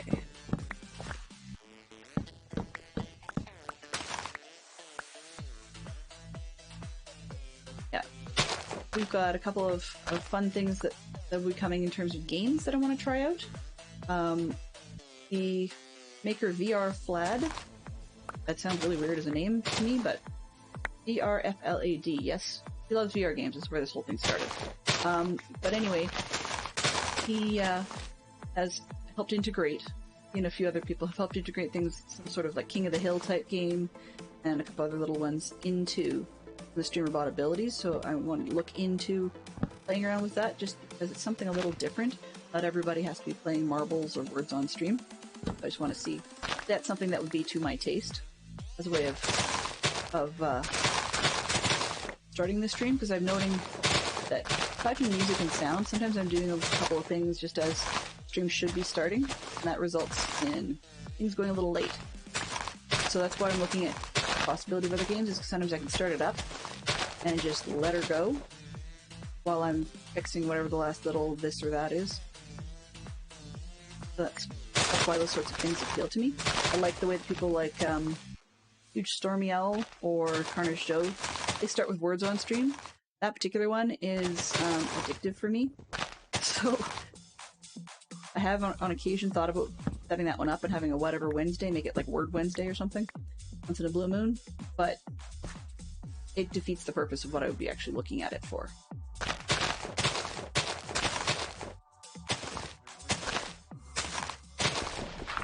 Well,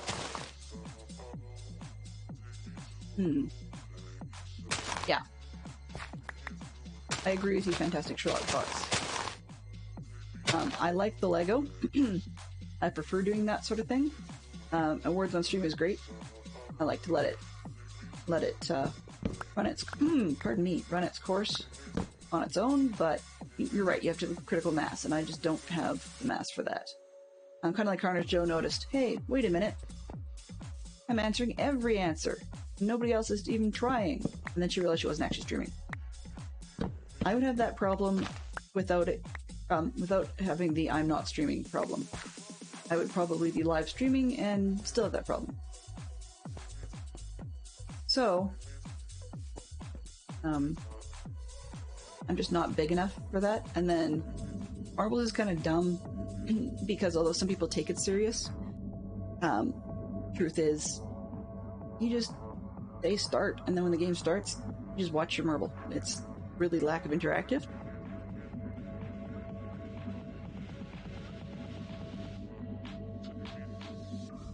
Exactly. I mean, yeah, I'd like to have something like that in for points. So at some point, but I mean, there is occasionally one needs to test things live. And in our household, we have 2 people with Twitch accounts. That's it.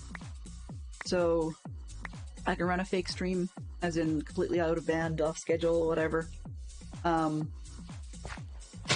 But Twitch, unfortunately, is not hyper-friendly with preventing announcements of your stream when you want to do stuff like that.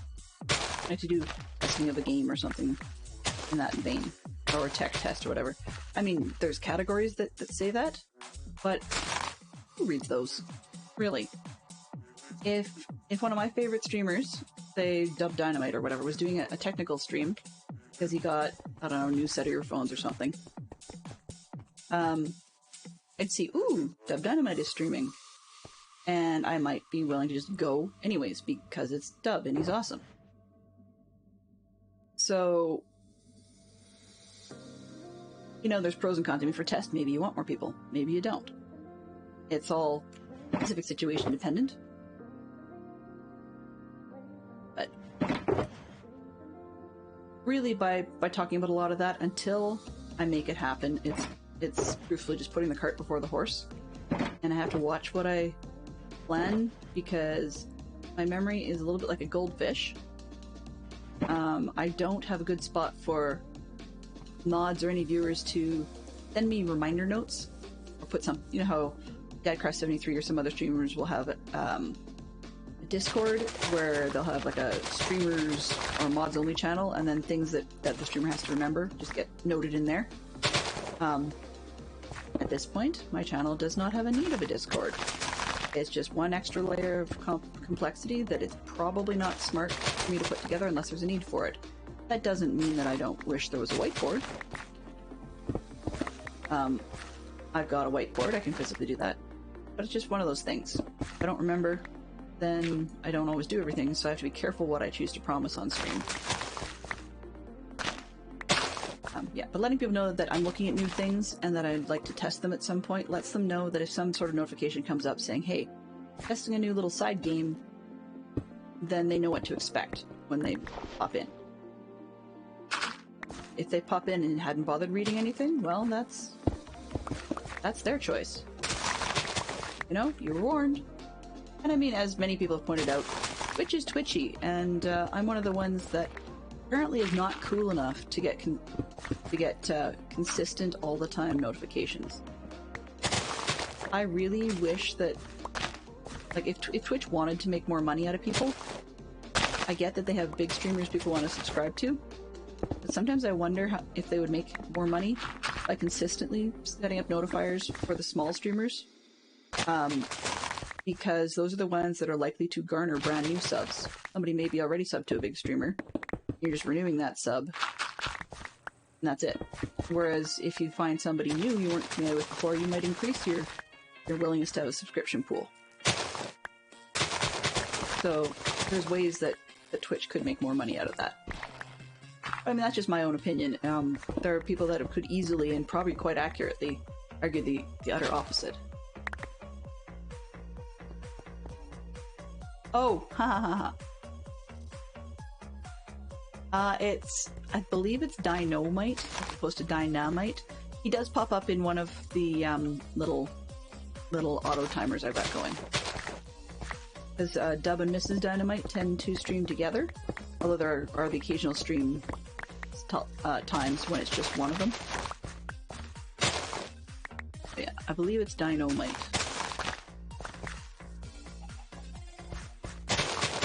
I mean, that's the other thing too, like, I believe if you... Where am I here? Commands.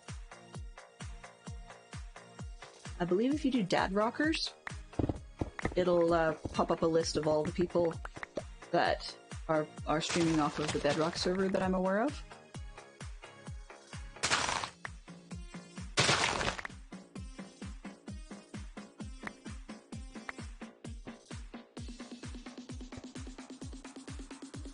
Yeah. So we have a few. Yeah, and that's one of those things that would be really useful if you actually had a little side page you could put up. I know people would be potentially modding from mobile, so the deck wouldn't help so much. But you know, that's one of those ones that are really nice that you can just go, oh, hey, here's the button for that. Bink, and off we go. Shoutouts and welcomes will be getting a very minor change. Just hoping to clean them up a little bit. The first points redemption will actually be getting a graphical thing that goes with it, so it'll pull up the user's the user's picture and put a little, like, golden laurel leaf around it, just to show that, hey, this person claims they were first in the stream. I do find it funny because a couple of times someone like Peregrine or Arch has claimed that I was first at like 30 seconds before the end of the stream. Which is mildly funny when they really are the first one, but that's quite rare. And actually, strangely enough, I've discovered that via StreamerBot, I didn't know you could do this, but via StreamerBot, I can add exclusions to channel point retention. So for example, I could actually throw in, I'm not going to, but I could actually throw in a prevention from my mods, so that if something like that first comes up, I could actually prevent the mods from being able to claim it.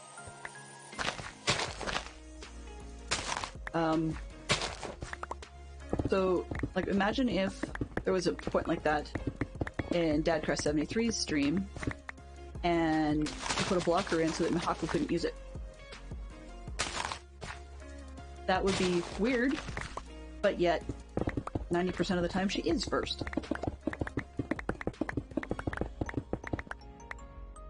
I don't know where this change in spelling for that came from. I suspect there was somebody that was on one of the services that Dub has used in the past that had already had the other spelling taken, and so he just changed it up. Or it could actually be a reference to people referring to him being Dynamite. But it's still D-Y as opposed to D-I-N-O.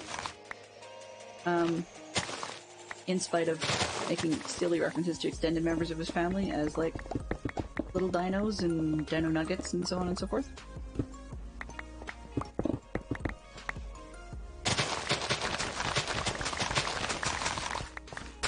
Yeah. And that's actually one thing I may eventually talk to people in Dadcraft's team about, is just to see whether or not it's worth looking into how to set up a Twitch team for the members of his various servers. Not for any reason other than it makes it super easy to bring up the lists of everybody involved. But that's just me being lazy, like, it's really not high on my priority list. And to be perfectly honest, my confidence level would actually expect me to say no rather than yes.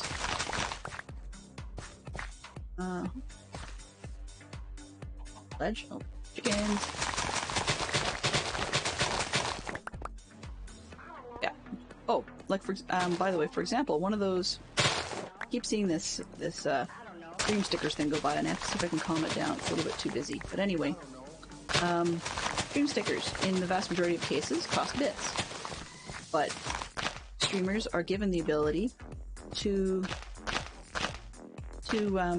change the pricing, so I've got mine set for free, partly because since I don't have the ability to use global emotes, not global emotes, follower emotes yet, and I put all the global stickers, for free as well, because that allows more people to use them. And I don't know, I have to take another poke to see whether or not I can change the message in chat, note that it's gratis. There's a lot of little things like that I'm missing, and I've got a couple of notes that I just saw on my desk that I'd forgotten about entirely, case in point, where I said that I was going to add a who is, and what that who is command would do, so the exclamation point who is, and what that would do is when, what are the mods for the band spam?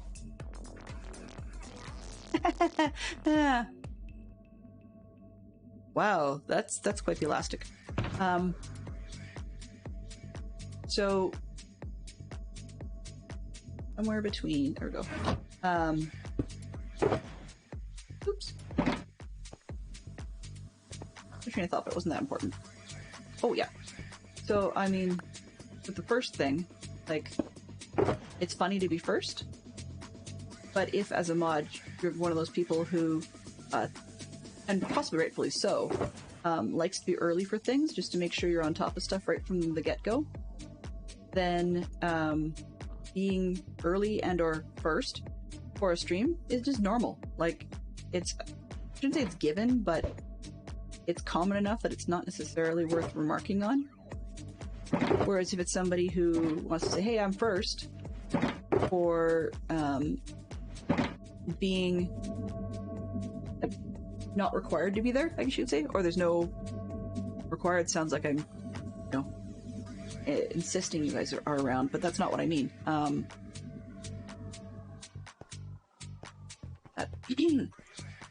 But it's just one of those things that to have it be over here. If it's consistently a mod, then it just one of those, yeah, of course they'd be here first. They're a mod, and that's not the intent of that one. It's meant as a brag element. So yeah, I'll be changing up some of these things. Mods are going to get some cool little laurel thing around their graphic as well when it comes for the welcomes and so on. And if they actually specifically get a shout out, then everybody, by the way, absolutely everybody can have custom shout outs. And there are ways to set shout out. You can put in generally whatever you want. Only mods can run the set shout out. But that's where some of these crazy phrases come from. Like, what would I do without PP Zerk? Or Fantastic Shot Fox is my better half kind of jazz. So I can set custom shoutouts for people. You guys can set custom shoutouts for people.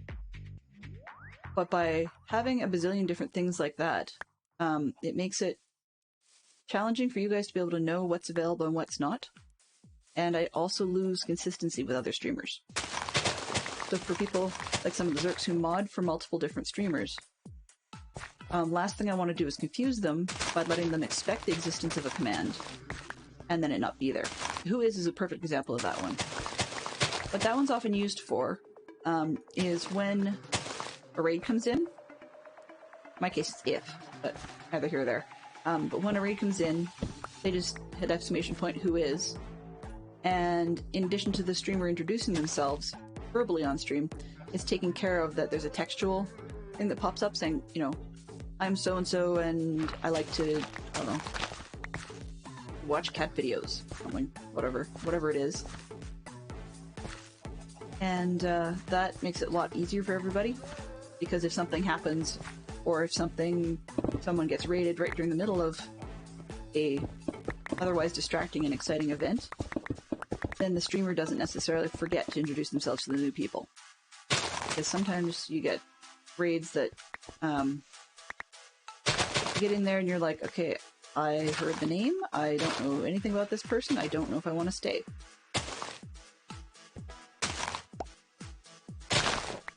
So yeah. Another one of those categories of safeties. Cover your butt. Or, speaking of which, the custom shoutout things.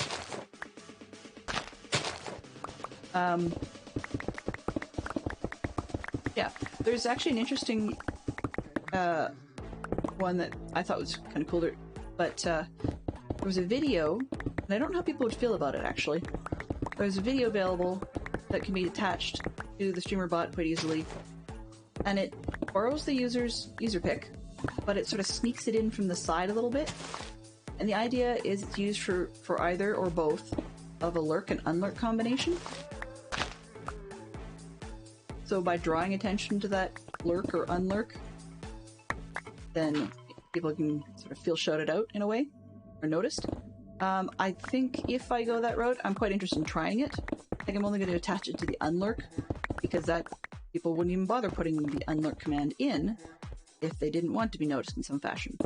But a lurk is a nice polite way of saying, hey, I'm kind of still here, but I'm not really here.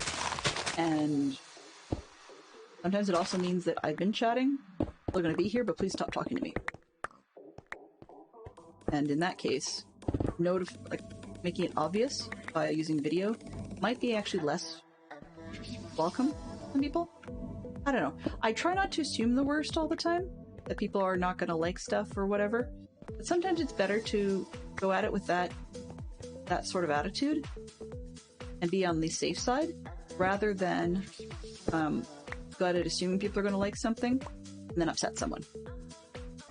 I find it harder to live down or feel good about things if I've upset someone than it is if I missed an opportunity. Yeah.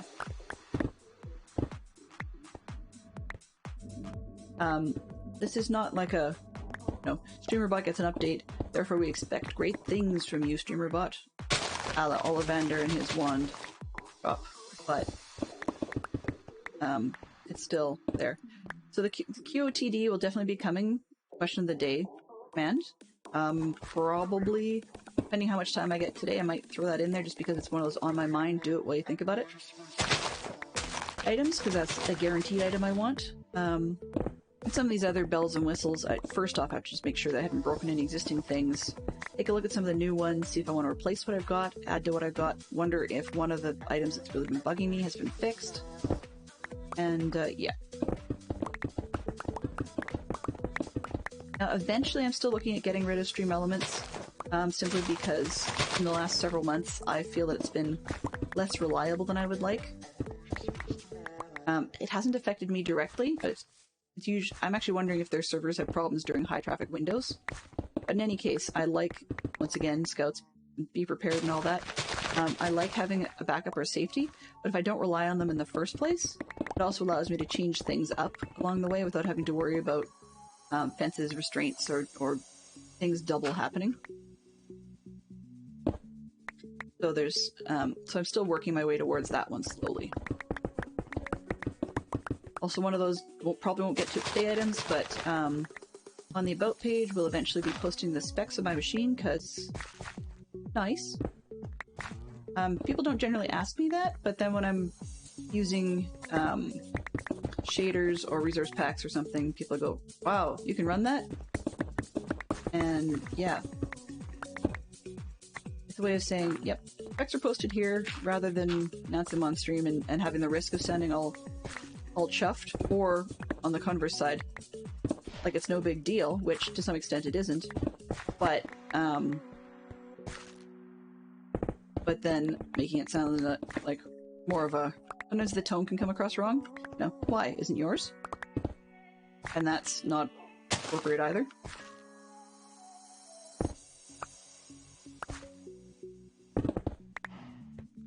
Yeah. Anyway, so got a lot of little to-dos that I need to clean up. As Fantastic Sherlock Fox pointed out recently, Glenn is almost always working or thinking stream. And sometimes it feels like I spend so much time on that, I don't necessarily spend time on the other things that need attention. Example, we had a late spring this year, so my garden is still in the state of having dead twigs in the boxes.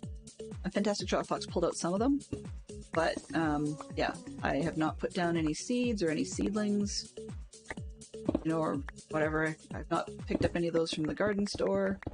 One of my cedar planters needs replacing, haven't dealt with that yet, So I really have to start working out priorities, and that was one of the reasons I liked the bullet journal. It didn't really help with priorities, but it made it all more in my face, so things didn't get forgotten and I could see what things I was putting off, opposed to out of sight, out of mind. Yeah. I did not realize that I've gone over time by 20 minutes. My apologies to everyone. Given that I've done that, and didn't even realize it, that's another one of those to-dos to work out.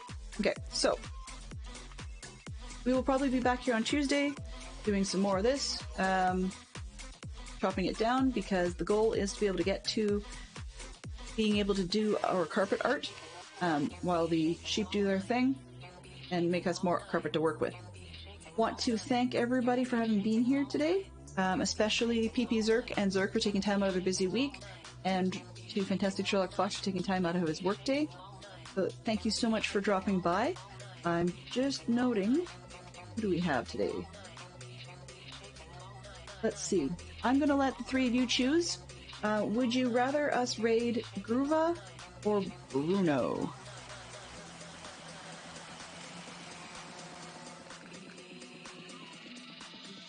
So we've got Gruva or Bruno to raid today. Any particular preferences?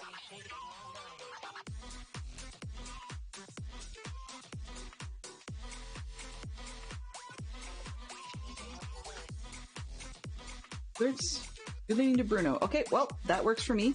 Let's go to Bruno then. So please give him our best, and have yourself a great day, and we'll touch base again soon. Thank you for dropping by. Goodbye now. Mislift managed.